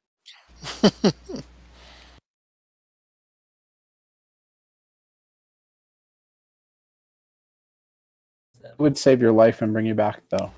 okay. So this one Good right point. here That's a good idea. is going to attack Fleegan. And it's going to take a big, sharp claw and try and attack you with its sharp claw. And you're short enough to where, and nimble enough to where you jump out of the way. And then it snarls and tries to bite at you at the same time. And does that hit? That does hit. That hits, yes. Okay, so you take 7 piercing damage from him sinking his teeth into you. Then this one right here is going to go after Roar with a slash of its claw and miss with a bite and fumble. It bit its own head off. And drops to the end of the initiative order. Interesting. Okay, so I'm actually going to add this one to initiative. Yeah, I'm not seeing your rolls in roll 20. Oh, I have them all hidden. You know Oh, what? okay. That's right. Got it. Sorry. I will change that. And if you guys can help me remember, for one of the requests that I had for creating this for Roll20 is most GMs don't like to show their rolls. Got it. So So I defaulted. have them, but they're all defaulted to not show, but I can toggle it to Got show. it. So I just turned it on. Cool. Okay. I mean, So, I'm satisfied to let you roll Yeah. behind the Either screen. way. yeah. Before our, for the sake of our viewers and stuff like that, it would be nice for everybody to be able to see. I mean, I can narrate it too, but Sure. I like having open roles, honestly. Plus, I can It keep kind track of- of them. This is for our 20s and ones spreadsheet. So, so that one fumbles and falls to the end of the initiative order, and then this one, so he's not going to get a second attack, and then this one right here is going to go after Kimber, slash him with his claw, and miss. You saw that, right? And then going to Correct. fuck Yeah, we Kimber Didn't for like the bite though. Ouch. 7 piercing damage. All right, so now we're going to come back to this one again, and he's going after Fleegan again because now we're at the top of initiative because that was their surprise attack. And he is going to slash at Fleegan, and Fleegan, haha, moves out of the way, but then he's going to bite him for 5 piercing damage. Dang And it. Fleegan gets cocky. Ouch, ouch. This one right here does not get to go until the end. And this one is going to go after Kimber with a slash of his claw and slash for 7 piercing damage. You know, I am going to blind him. Oh shoot! Now that would have been better on the bite. It's not going to be good on this one. Maybe I'll blind him on his bite then. Okay. Okay, so that's disadvantage, right, for the Yeah. for the bite. Yeah. Okay. And I think that misses, does it? Just Yes, barely, yes. Okay. All right. So 7 piercing damage from the claw. Little beastly things. All right, Kenna. After these things done. All right. Well, the one that's on Quimber, that's not cool. So I will go ahead and step up on it and hack with both weapons. That's a hit. I That think is a hit. Yes. How much damage? I hope. only 4 piercing. Piercing damage. Okay. Second attack is a 16 That is going to hit. for 7 more. Damage. All right.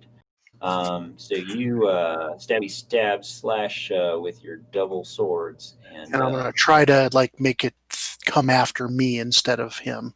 so you're going to kind of just taunt it. Yeah. Okay. Growl up in its face or something like that. Okay. Kimber, is your 20 hit points after the 5 extra hit points that you got from ending the last chapter?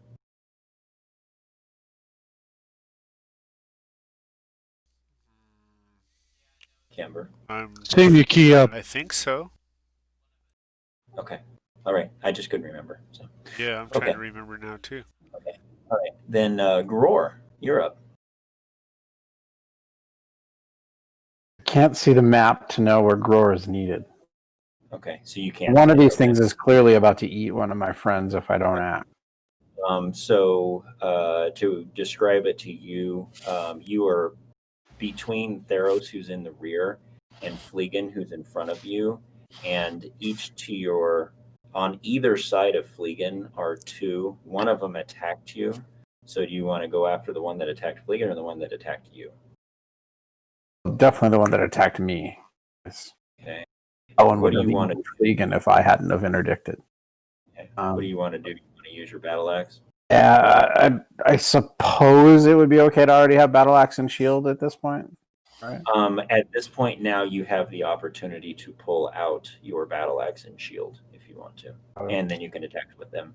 Yeah, it doesn't take an action to do that.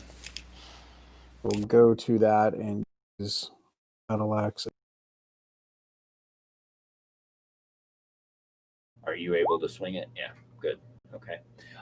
That is going to hit. Oh, they've got a low armor class. For 13 slashing damage. My, that is a Dang. But I didn't roll a higher attack, and it would have increased the damage. All right. You basically cut off one of its limbs as your axe bites into it. It's still kind of hanging from a tree by the other limb, but it screams in frustration. as you hurt it significantly, but it doesn't drop out of the tree dead on the ground just yet. So Theros, or anything else, Groar? No, I mean I'll try to shield any other attack from that side, I guess, that I'm on. I'm hitting Egan. All right, Other Theros. than that- I shall step up since I see Gror taking on the one on the left. I'll take the one on the right. Okay. Graxel throws. These have 8 legs, right? Apparently they do. Well, they do now. They're kind of these weird spindly creatures that almost look like spiders. So yes, they do. So go ahead and give me a roll on the crit table, weapon crit table.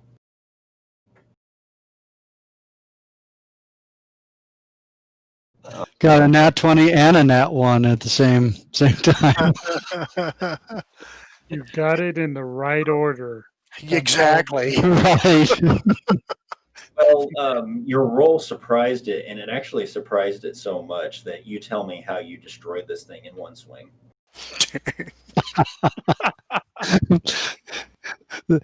This so steps up to the bramble creeper, roaring with a mighty roar, and Graxel swinging above his head. Theros brings it down and slices the poor, unsuspecting 8-legged bramble creeper in half, splattering blood across the entire group and the other 2 bramble creepers.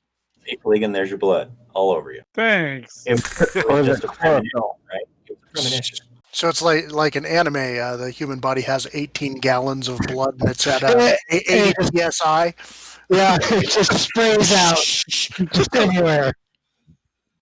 All right. Anything else, Theros? The blood is purplish blue. We all so, hug you yes. after. Glowing red eyes go out.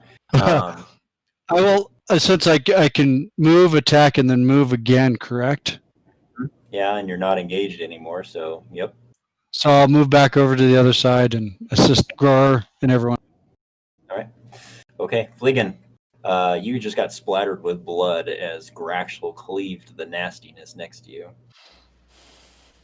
Blood, more blood. Didn't I just tell you about blood? It was a I will premonition, like it. Yeah, I will stab the one that's fumbled.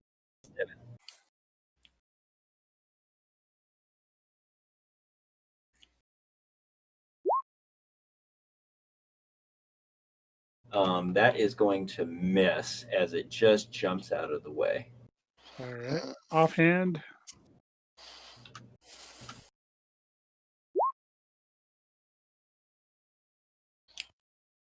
Crit. Nice. It's going to come around and crit. So go ahead and roll on the weapon crit table.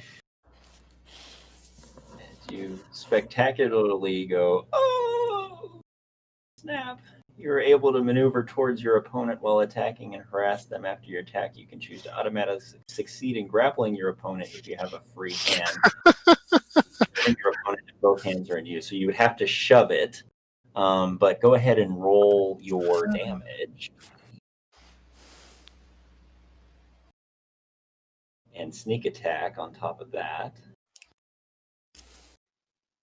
I don't know why it rolled 2d4, but okay. Because it was a crit. Thank you. Yep. Okay. I do lots of damage.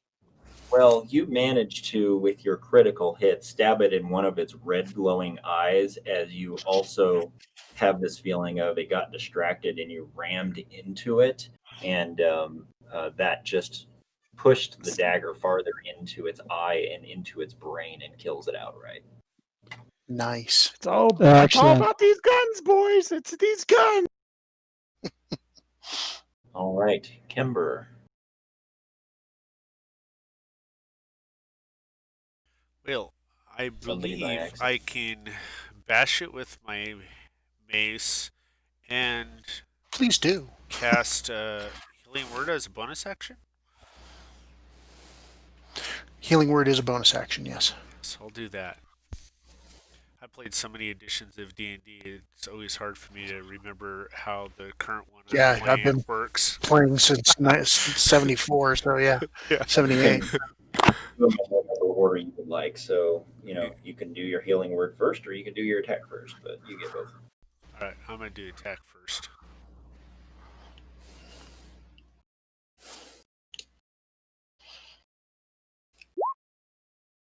That's going to miss. Aw. I might be greedy and put the healing word on myself. How's Fliegen? Hurt pretty good. Yeah. I only got a third of my hit points. Hmm. Yeah. Well, I will put it on Fliegen. Yeah, you could do it on yourself. You're the healer. Yeah. Keep No. the healer alive. Well, you guys had better keep me alive. Let's go. Yup. Put it on Fliegen. Oh, Hey, and once roll. again, trying to figure out how to roll it again. It's Cure Wounds all set up. Healing word should be, let me get your sheet. It should be right in the middle of your character sheet there. I'm going to go back over to your main page, and Yeah, it should be on the attacks and spellcasting. it's not there. It's actually not. Yeah, I failed to put it there. Huh. Well, we'll go back over to spells. Just, if you want me to click on it, I can. Okay, thank you. There it is. So, 1d4 plus 6. Yeah, plus spellcasting ability. So 7. Alright, well, the bonus is good. That's to you, Fliegen.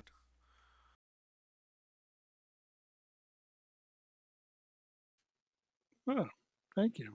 I thought you were doing it on yourself. No, I said you guys need to keep me alive. I'll keep you alive, you keep me alive. Again, I accidentally deleted you from the initiative order, but I'm feeling this is gonna. They may go down before we get back to you. So you were, well, I'll just put you back in. Your initiative was After me and before Quimber. Yeah, So give him a 12. make it a 9.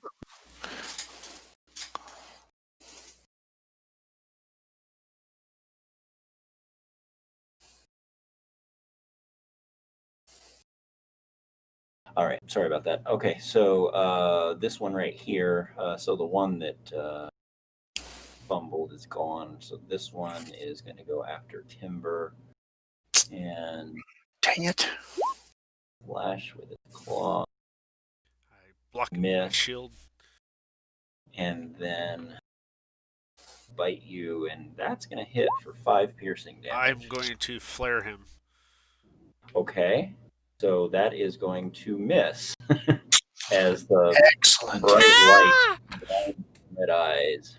Sorry for that. So now that's how they have glowing eyes. Well, they're glowing now. All right, Kenna. Yup. That's going to hit. 9 piercing damage with Nice. the one, and that is going to kill it. Sweet. I won't even bother with the second one then. You take it and you cut it down with that first one.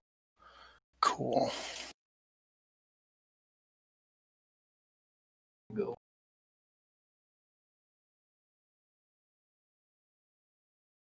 Quick question Okay, while you're... so Sorry, go ahead. yeah, you guys look around, and expecting more to come out of the trees. And as you kind of stop for a moment, look around, and are at the ready to see if something jumps you. Nothing does, and Kenna's survival ability at this point says, I don't think there's anything else out there at this point. So go ahead. What were you saying? On the amulet, it gets either 3 or a d6 charges back each sunrise. Do you want me to roll a d6 or just do 3? A gamble. That's your choice. You want to roll a d6, you could get a 1 or a 2, or you could get a 3 or better. There it's you go. 5. I like There you D6s. go. Good gamble. Usually worth the risk. Usually.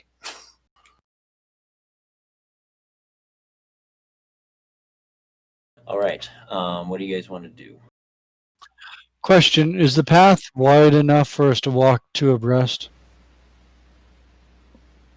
Yes. Why don't we change up and go two abreast? That way we can't, people can't get attacked from both sides. Which direction is the breast? You have to ask Kenna. They're in front. It's getting late, is it not? Yes. Oh, it's after 9 o'clock. We can talk about this stuff. Yeah. Yes, you can move side by side through this path, down this path. So you guys are gonna continue to- I'll stay solo in the front, and then you guys go side by side. That way, since I'm scouting. Okay. Well, it would behoove us to go side by side because behoovement is afoot. Gror, do you want to go up with Quimber and I'll stay in back with Fleegan? Yeah, that sounds better. Go ahead and put yourselves where you all want to go. I guess since Gror can't move his token, can you move him up next to Quimber in front of I think I'm going to use the amulet on Fleegan and Okay. maybe a cure light on myself. Good idea.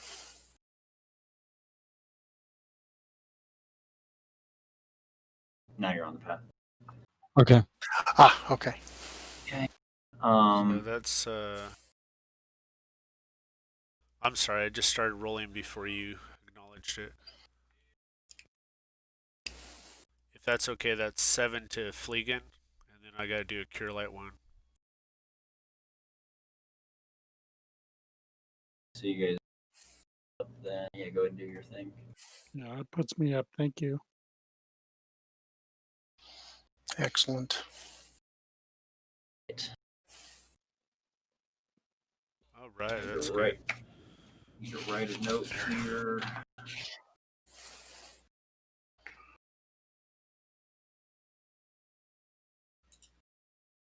Okay. All right. So you guys continue to head on down the path. And at this point, you have your weapons at the ready because you just got to jump.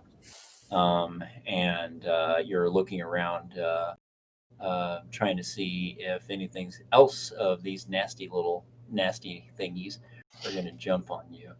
Mm-hmm. And looking up above the trees, you see a large red crown hawk fly in from the north with a screech and a spread of its wings, and then it alights on top of one of the trees.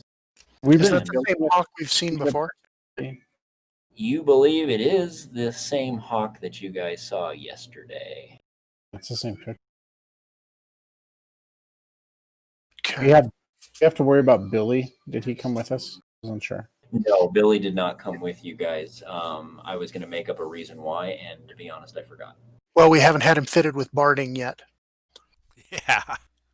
That's right. Or the custom-made sweater that he wears on casual occasions. No worries. I have plans for him. No worries about that. But he didn't come with you because he didn't have barding on him yet. So okay. Yeah. And you guys felt that it should be an easy trek down to the tree and back. So just get that done. Okay. What do you guys do with the bird there?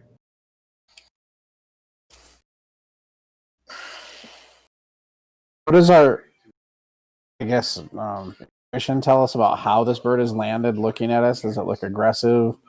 Give me a Does having animal handling help? I mean, yeah, give me a perception check.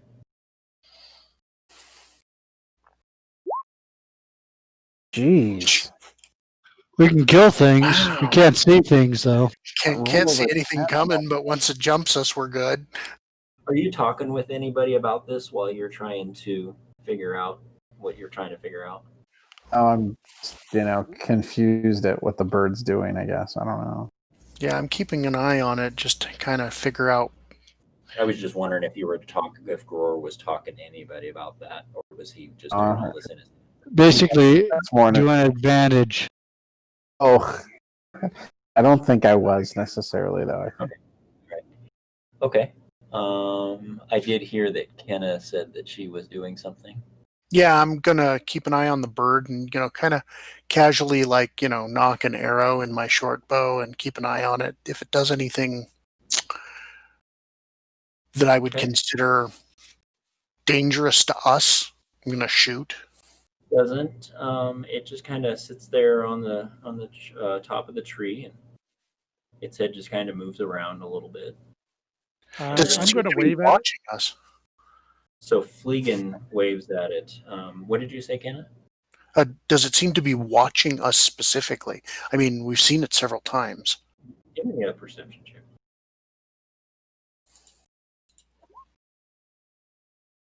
You get the feeling that it likely is watching you. And you also notice that its eyes are glowing red, which is strange for a bird like this that you've seen before. They don't typically have glowing red eyes. I'm gonna turn to the guys and be like, guys, I think this thing has been spying on us. I don't know why, but it's got glowing red eyes. Should I shoot it? Do you know anyone else with glowing red eyes? Well, not anyone that is nice. Exactly. The glowing red eyes just jumped out of the trees and attacked you a couple moments ago. Right. Yeah, exactly. So taking a shot. Do you want me to see if it's evil? It's probably not a bad idea because we don't know if it's his friend or foe. I think it's foe, but Could be our As you guys are druid friend. talking before he gets a chance to do that, it just kind of looks at you all directly, and then flaps its wings and flies off towards the north. Sorry, we're in the mill. Next time I see that thing, I'm shooting it. I'm just shooting it. I'm not even going to ask or try to figure it out. I'm just shooting it. It's not attacking us. Yeah, but it could be spying on someone. Nothing could be spying on us. Nothing bad seems to have happened around it. Don't mages and druids have the ability to take over animals and have familiars? And we may be dealing with someone like that, right? Yeah, no, I agree. We're being spied on. Yeah, and I don't the know bird that I leave? like. Yeah, the bird's gone. Okay. we might want to. Did it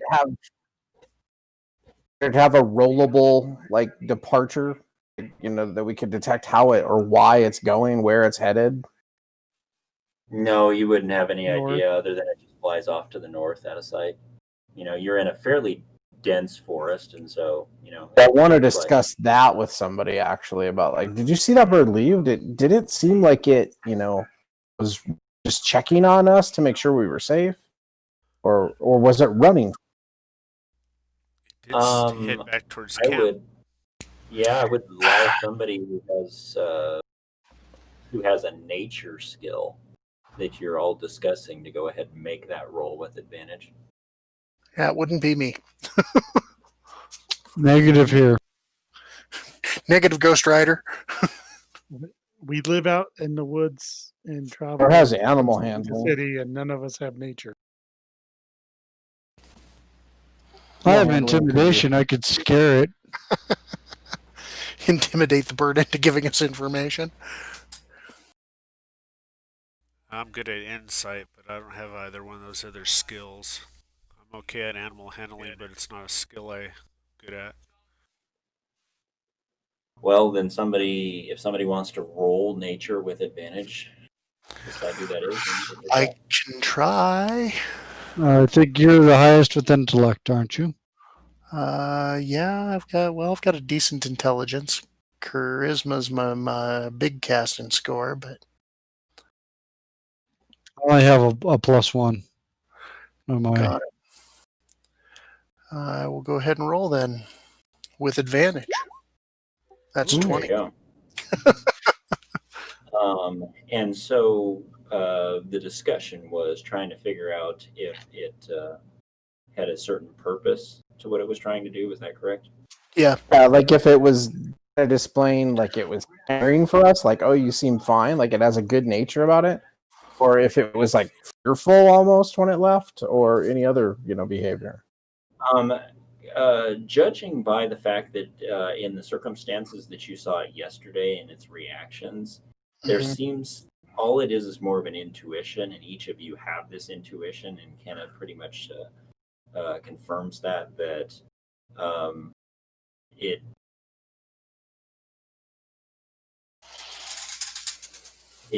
the intuition is that it's watching you and it's spying on you.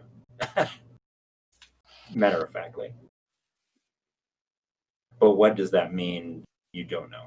Is that our druid sending it to watch us, or is that there's Well, doesn't your druid. possibilities. Okay, so that's a good question on how to put it. You don't know of anybody that would be an ally, at least within your troop. Now, maybe another troop, but your troops don't cross paths Mm-hmm. closely enough for them to be close enough to have a bird like that could fly out to here to, check on you. So, your intuition is saying that if it's spying on you, it's got to be somebody other than a friendly that would be spying on you. So that it's definitely or a seems to neutral, be more. would either be a neutral or a hostile that would be spying on you, to the best of your understanding. And I Or don't your like intuition. I don't like either of those options. All right. Next time I see it, I'm shooting it. Okay. All right. So you guys want to venture on? Let us venture on. I'm going to bring you down to there. You'll see a fork in the trail there. Okay. Yep.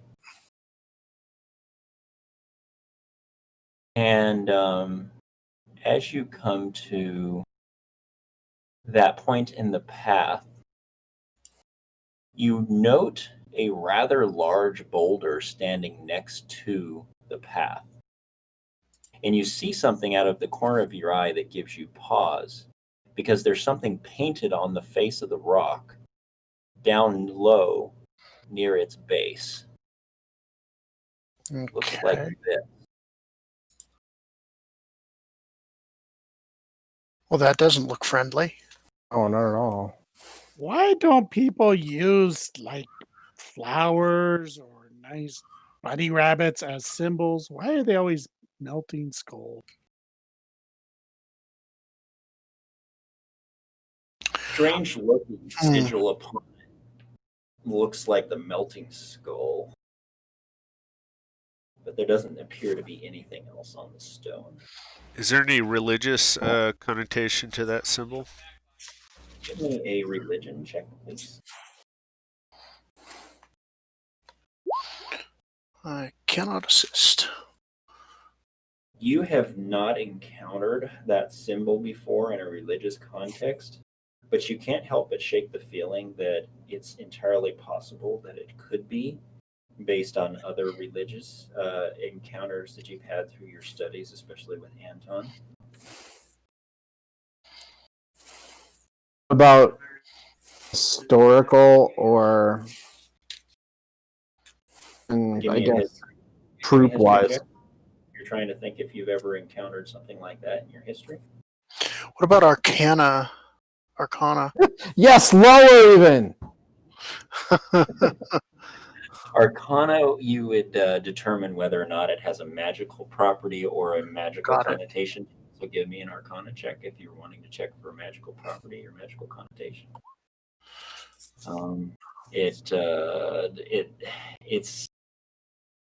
It's hard to tell whether it's got a magical property to it or not, and you're pretty sure it's probably not Mm-hmm. a magical connotation about it.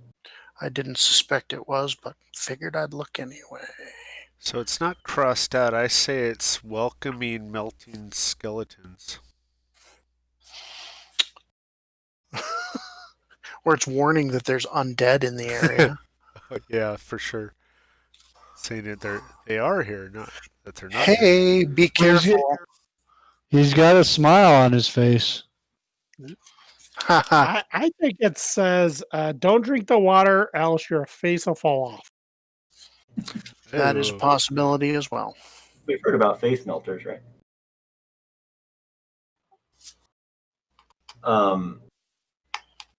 That was a joke, and nobody laughed, so apparently that was only a personal joke. I was going to say that sounds like a very much like a Gooey contributor monster idea. We may have to take some inspiration on that one and do something with it, huh? Can you give the GM inspiration? No. No. He's rolling too well tonight already. Well, we can, but we're not going to. Yes. You guys do anything else? Yeah, Billy thinks so. Let's don't go that way.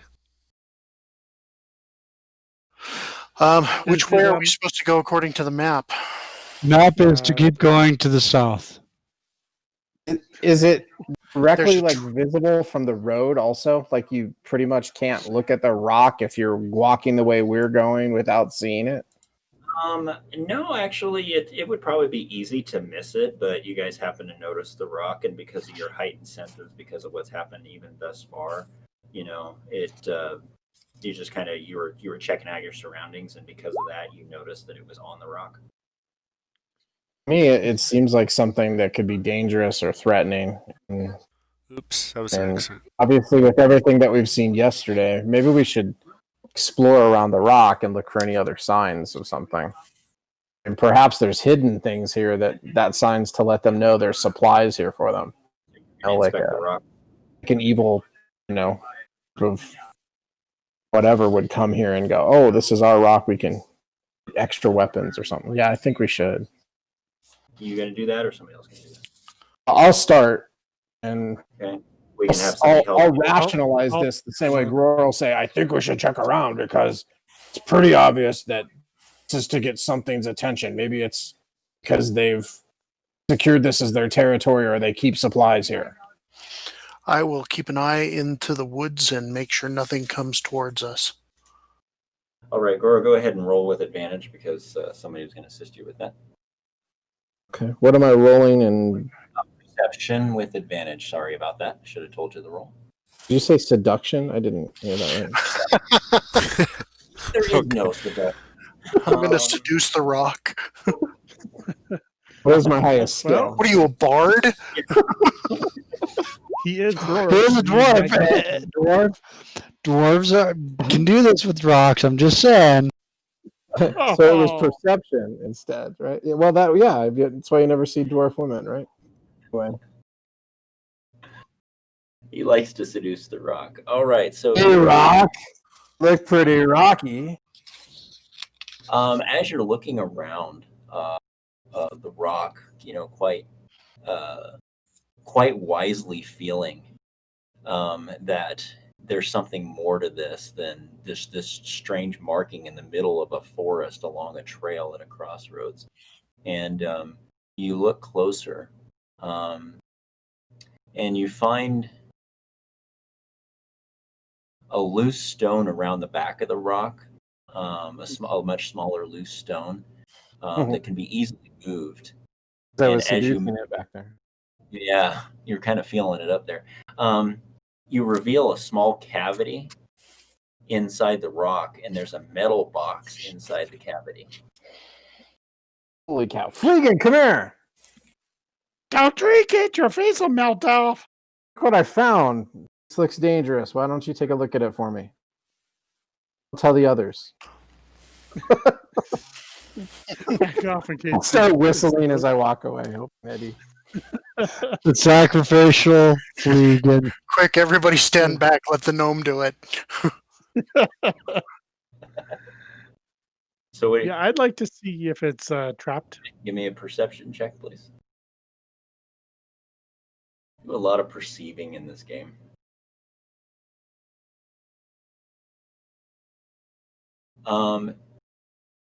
It doesn't look trapped and it does not look locked. It's just a metal box with a, just a hinged lid that doesn't have any sort of locking or latching mechanism on it. So that's why you feel like it's probably not trapped. Because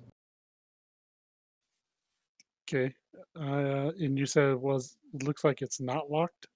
yeah, it has no locking mechanism that you can tell. So you're pretty certain it's not locked, and because of that, you feel like it's probably not trapped either. I'm gonna go ahead and put it on the ground, grab the longest, straightest stick I can find, and flip it up. Okay. Everybody stand back, and as you flip it up, the metal hinges are a little rusty from sitting out in the elements, and it kind of creaks a little bit, but it flops open, and you notice that there's writing on the lid. And a Inside voice of yells, "Get out!" the box is empty, but there's writing on the lid. I'd let the ghost out. Take I'd like a to read it. look. I'll take a look at the writing. The writing is in common. Okay, good. I read that. And it you feel a chill go down your spine as you read it for some strange reason. And it says, all is finite, all is decay, all is his. And 3 sequential phrases. Huh.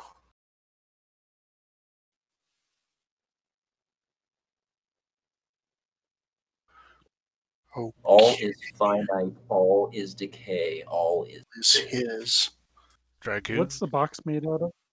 metal. Just cheap metal. Gold, steel, iron.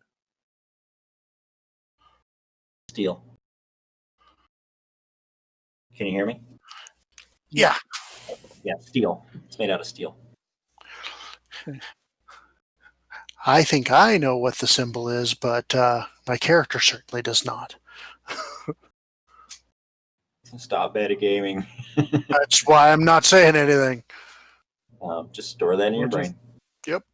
Take the box, put it in a bag, and Let's continue. move on. Move on. I have a Who question. wants about to check the symbol. cavity though, and if the stonework is really old, or if it's like very primitive, if it was, indication of maybe culture to it. I don't know, and just familiarity. I won't make you roll for that. I'll basically just say that you have, because of what we've done in the past, you have the ability to determine that. It's a natural stone.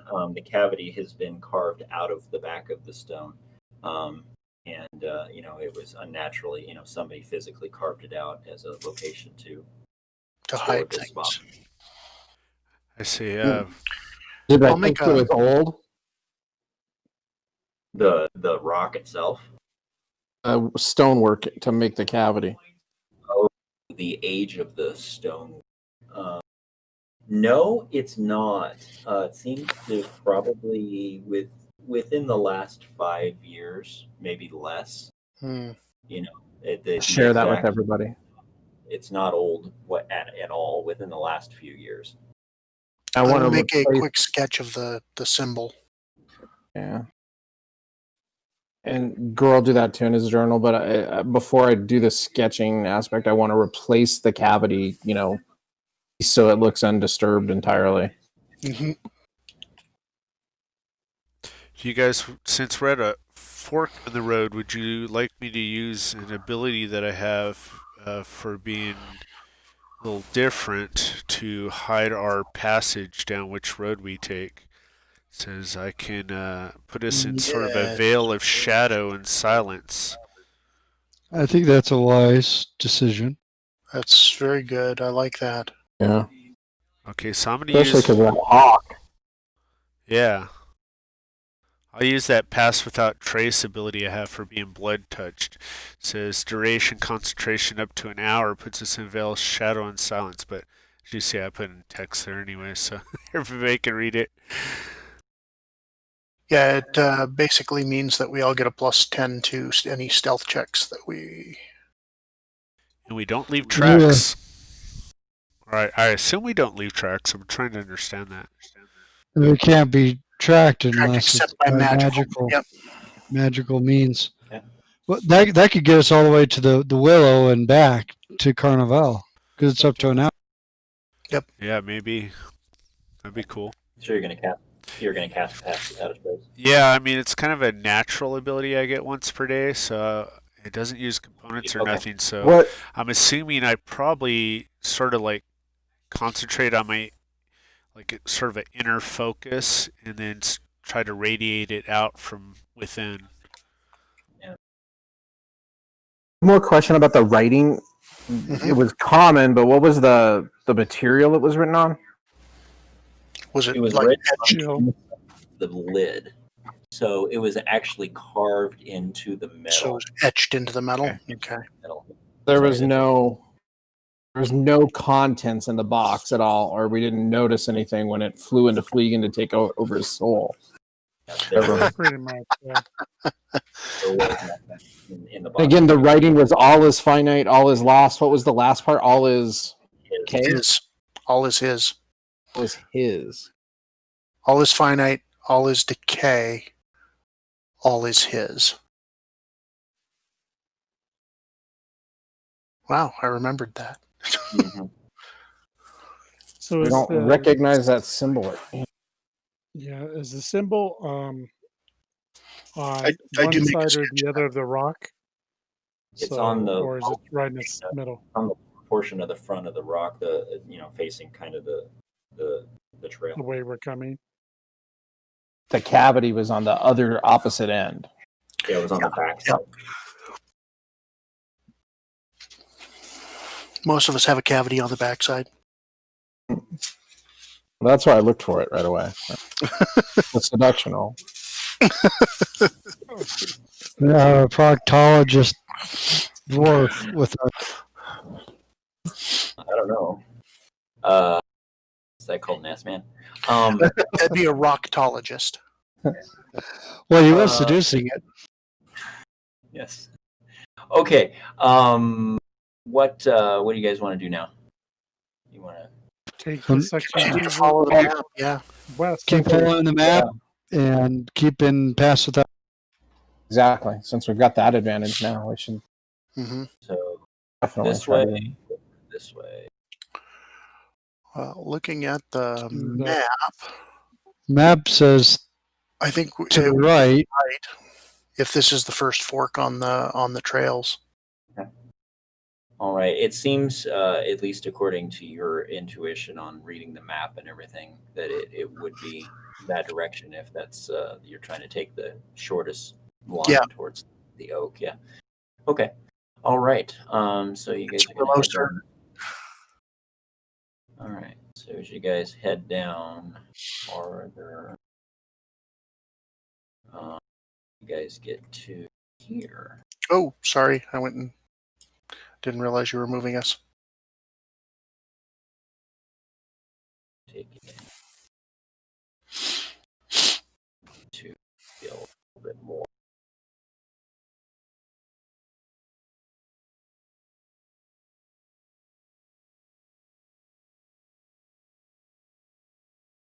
The symbol that we saw in the very first adventure with whatever bad dudes that pick the bad brew. Didn't look anything like that, right? The ones in the spider tomb? No, like in the barn or garage that we found. Oh, the shiners. Yeah.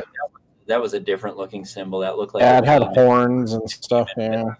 stalks. of grain for its. Right. Yeah. Demon grain. Okay, so you guys get to a point to where there's another fork in the road. As you're continuing down there, you now, as you've seen a few things, every sense is sharply attuned to the world around you. As you round the bend, you see a skeletal hand hanging from the side of a tree trunk by a nail that has been driven through its palm. Looks like this. That's some talent.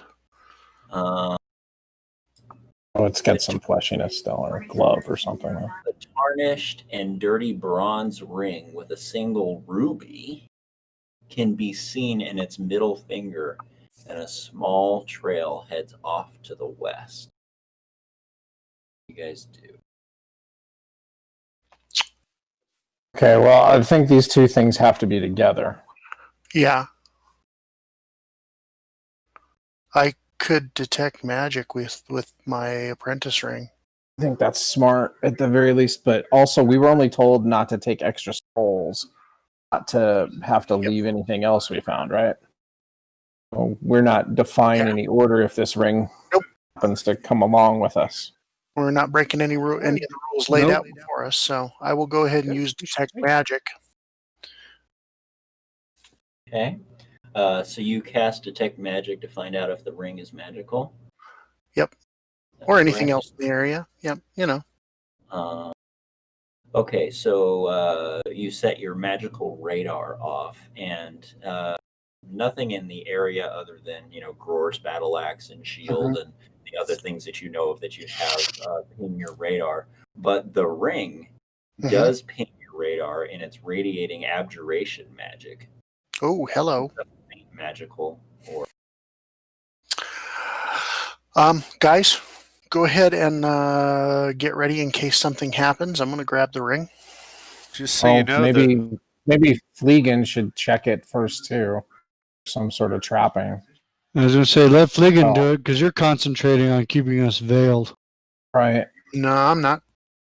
That's not me. The ring didn't do that other person any good. I do want Fleegan. Oh, but I do need Fleegan and Theros to make a perception check, please. Uh-oh. Something really low or something really high. Well, there's something really high. I see everything. You see everything. All right. Sees the cavity in the back of the tree. Kimber is concentrating on trying to keep you guys, somewhat inconspicuous. Gror and Kenna are fixated on this skeletal hand in the ring, and as Kenna is reaching to grab the ring, which is, I assume, is what you were doing, right? Yep. Okay. Theros hears a clickety-clack sound from behind him that sounds unnatural. And as he turns around to look, what he sees is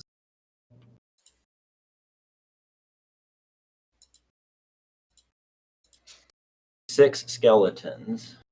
Whoa. Coming out to attack That's the not wall. good. And that is where we will end for tonight. I might be able to get some armor. Maybe. So, we started the evening with a good amount of story and some spectacular role-playing by you all. It made my night to see how